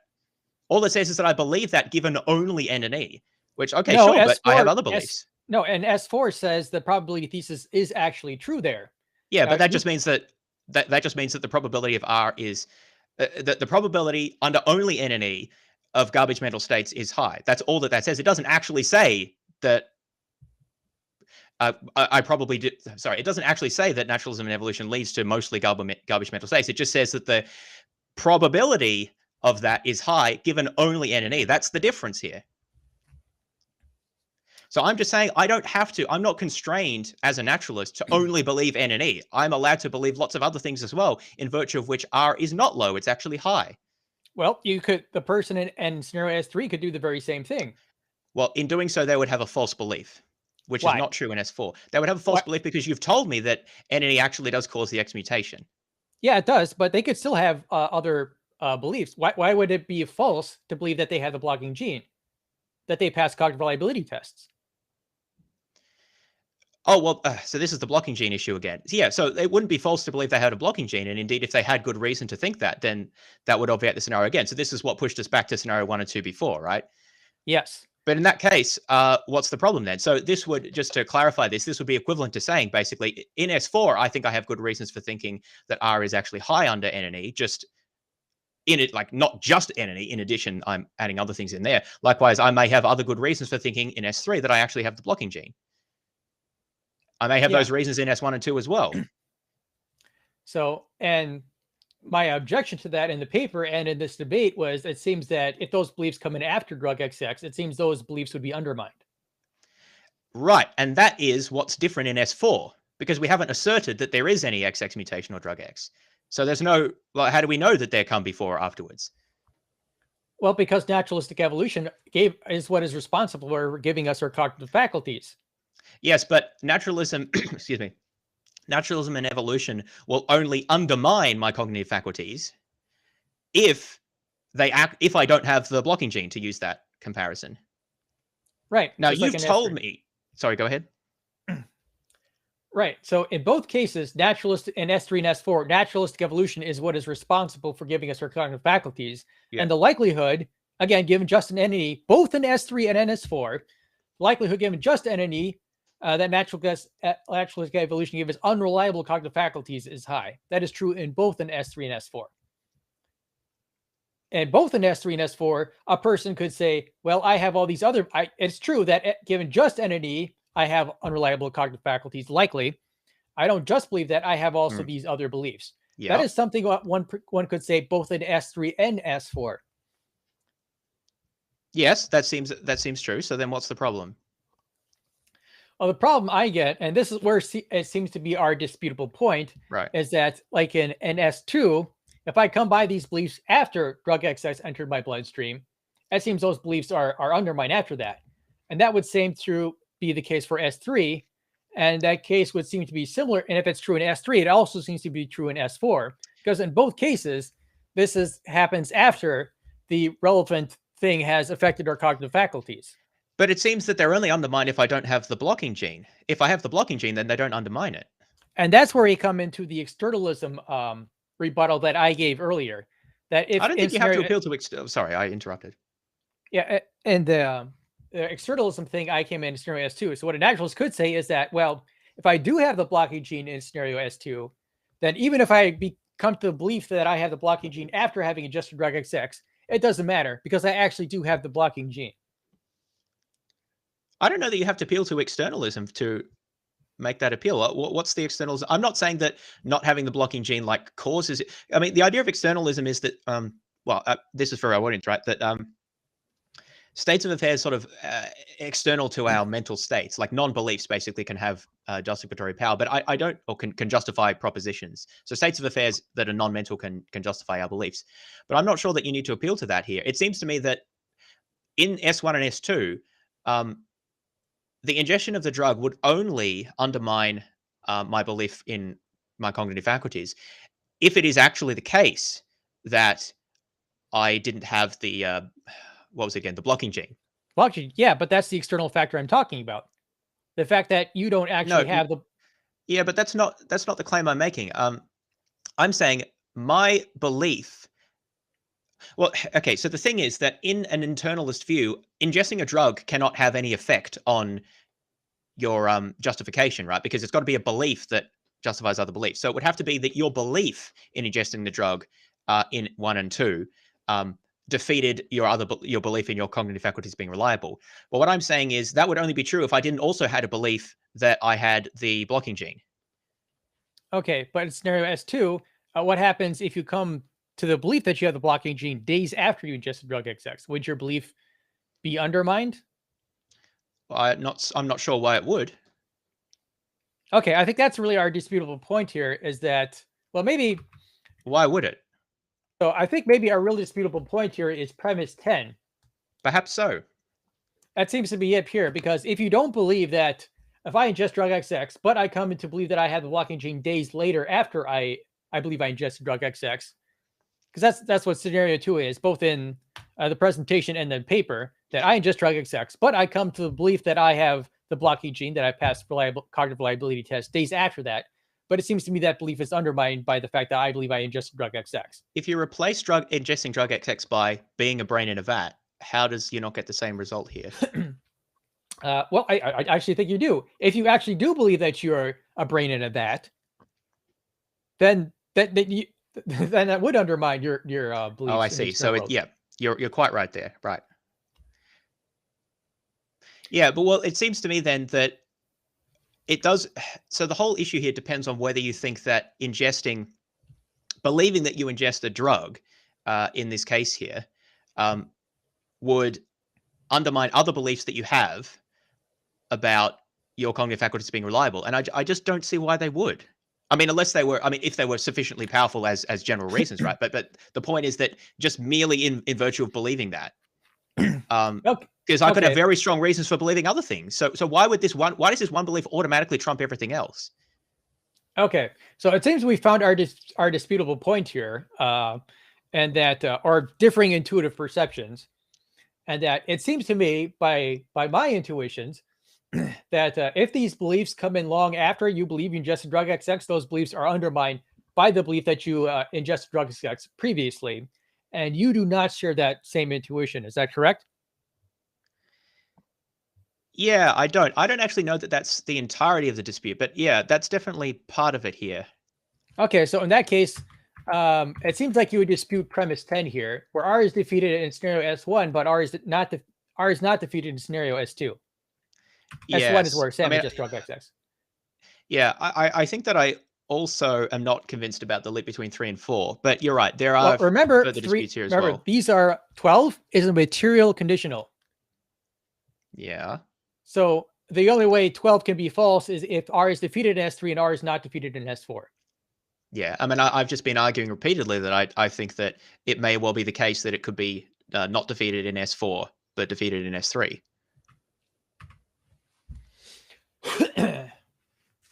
That's what we'll be talking about. But as you pointed out, it may not be limited to that, because I don't think that, because if you believe that R is not defeated in scenario S2, I don't think you have any reason to believe that R should be defeated in scenario S3, because you come by these beliefs after, for the same reason. The same reason applies. You could say, well, yes, drug XX came before, but I have all these other beliefs. And the fact that these beliefs came in after drug XX. Well, if you're wanting to tell me that I should accept your material conditional because both the antecedent and the consequent are false, then that's just a trivial case. I'm not really interested in debating.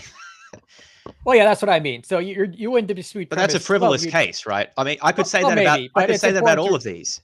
Well, yeah, but it's important to accurately identify which premise would be under dispute here, I think. So it seems like premise 10 here is the one you would dispute. And I guess that's a good stopping point. Because have we been... I just want to raise one question quickly. But I think it won't take long because I've already mentioned it before. But can the defeater thesis not be modified for anything that's not naturalism and evolution? I said before about, say, theism. I don't think it can. Why not? Like, what's specific about naturalism here? It doesn't actually seem that it's doing any work here. Well, I mean, I think a lot of other beliefs could be used. I don't think all beliefs, other than Okay, not all beliefs, sure, not all beliefs, but theism was the example I gave before. Just theism, omnitheism. Why wouldn't that be able to be put in here as well? Given, of course, the probability thesis, which we argued plausibly could have a replacement argument made there. Okay, well, that's big. So this comes into what Plantinga called the conditionalization problem. What stuff can be associated after that? And for me, I think that we know that God is perfectly good on theism, by the definition of theism. And I think knowledge of what is good and what is bad would also be relevant information. Though I suppose people could dispute that. Well, yeah, so you're going to tell a story about why you think that this wouldn't happen under theism, but then I'm going to tell a story about, I mean, you know, I could ask you similar questions about, well, like, did you come to believe that before or after you injected the drug and things like that? I feel like that the symmetry is going to be there, and you may well reject that, but that seems to me an issue here about when we think we come to believe in things and what we can know in what order of when. And I think that is an issue with this argument.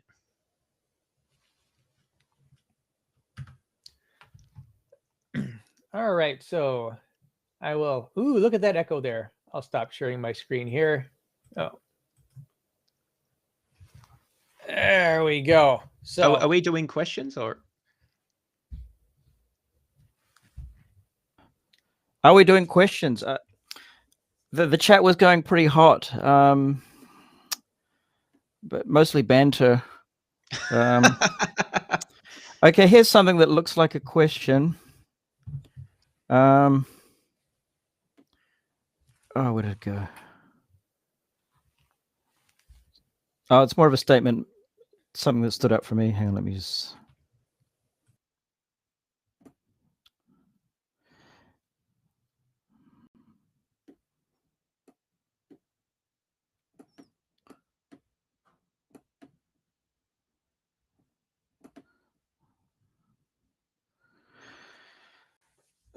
What do you make of that? The OPI endpoint, a deductive argument just leads to subjective disagreement. Does that ring true? Well, a lot of what... Oh yeah. So what I've discovered when you have philosophical conversations is, I think, kind of like the goal, like one of the goals I think for philosophical dispute is to try to find the point of intuitive divergence. Where do people's intuitions differ here? In our case, for me, it seems that if I believe that, come to believe that I have the blocking gene long after I believe I ingest drug XX, that belief would be undermined. So, and yeah, so a lot of times it just comes to people having different intuitive perceptions in philosophy. Reasonable people can have slightly different perceptions. If I can follow up on that, because I think that that's a good question. I mean, you know, obviously we knew at the outset that we didn't agree about this argument. The purpose here is, I think, to try to help people think through this for themselves. I don't know how much we succeeded in that today, but perhaps there was some useful comments made. But the other thing I would say is that I didn't mention this before because this is a bit of a conversation stopper, but it might be good to mention now. I am very distrustful of these sorts of arguments that appeal to sort of intuitions about particularly sort of counterfactual or strange scenarios involving blocker genes and things like that. I mean, I may have an intuitive, thoughts about them as we've sort of discussed, but I don't really trust those to be sort of ironically, I don't really trust those to be particularly reliable. And so I'm pretty skeptical of philosophical arguments that sort of depend heavily on these sorts of thought experiments. Obviously, that's a judgment that's going to, relate to what methodologies we think are appropriate philosophically, and that gets beyond the discussion here. But I think that that's something to think about as to what methodologies we think are most useful in these sorts of discussions. Well, for me, it's, of course, is the argument logically valid, and do we have adequate grounds to believe that the premises are true, regardless whether they're hypothetical scenarios or not? Yeah, well, just to clarify, if the way we judge whether we have good reasons for accepting a premise is based on an intuitive reaction to or intuitive thought about a hypothetical scenario, then I think that that's that's a defeater, or at least it can be in a lot of cases. That's all I was saying. Wade, do you have a sort of a background in maths, like an extensive background in maths? Is it? Well, it's not that extensive. If anybody read my paper and is like a mathematician, they would know that. Well, that's significant math, but I don't see that sufficient evidence that he majored in math. And this is, I mean, as far as math can get incredibly complex. I only minored in mathematics, but I know enough to prove the theorems that I did in the paper. So I have some math background, but it's quite insignificant compared to what a professional mathematician would know. Oh, okay. It's hard for me to decipher which of these questions are actually serious. I'm going to, where is it? This one.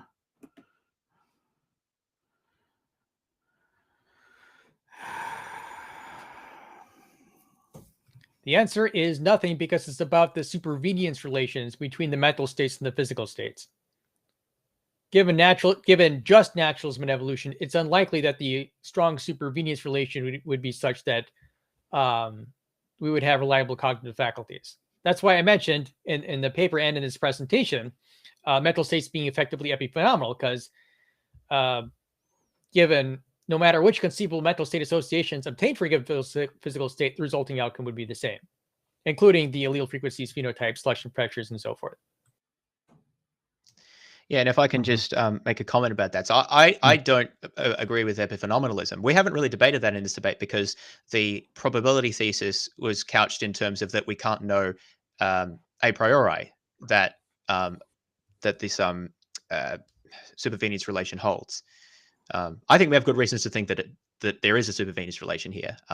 But of course, that would be then adding additional premises into the argument, which was one of the main points of dispute. What sort of knowledge are you allowed to condition on?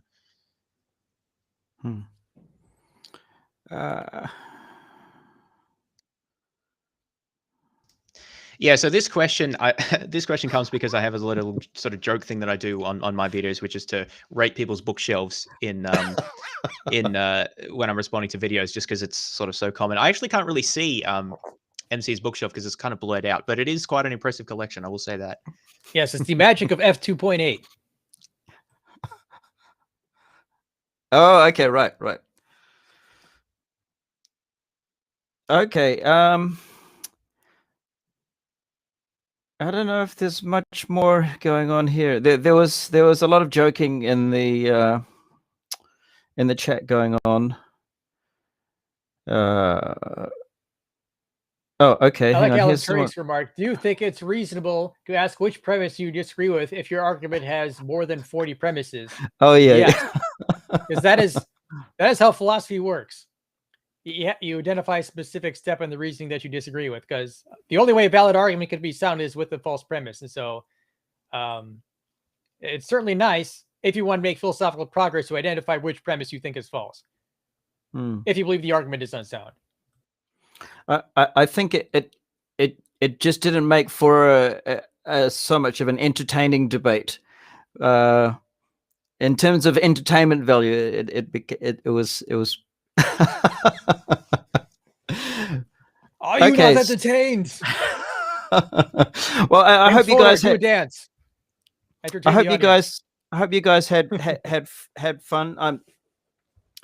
Yeah, it's just great for two different points of views to come together and go at it and see if something new can flourish from that. I always enjoy listening to James. So this is the second time I've heard James talk, and just how he approaches things is very personable. Someone mentioned in the chat.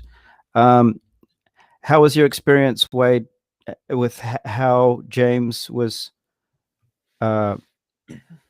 debating James? How was it for you? I liked it. We actually made some progress. We identified a point of intuitive divergence, a specific premise, and I consider it like a sort of successful debate. What if we can actually manage to hit bedrock, as opposed to just like going to circles where nothing resolved? It's like, okay, your intuition say this, and your intuition say that. Here's exactly where my and your intuitions differ as regards to a premise.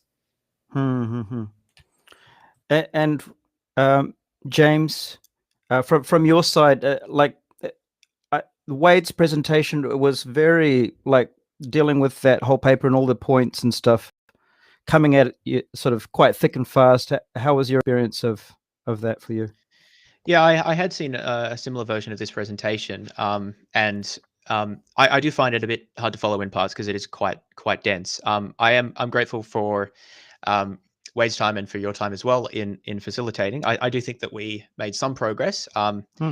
I think I did get a little bit frustrated at one point where I felt that Wade was being a bit inconsistent. Maybe I was just being a bit slow in understanding what his point was. So I do apologize if I was a bit terse there. But I think that, we did identify a few points of disagreement. I think just to emphasize, I think one of the key issues here is sort of what are you allowed to sort of conditionalize on, and sort of when are you allowed to conditionalize it, and what effect does that have for particular thought experiments and premises? And Wade identified that as well as something Plantinga has mentioned. I think that is one of the cruxes of this argument from my point of view. So if there's one take home, I might suggest that could be the take home. Okay, nice.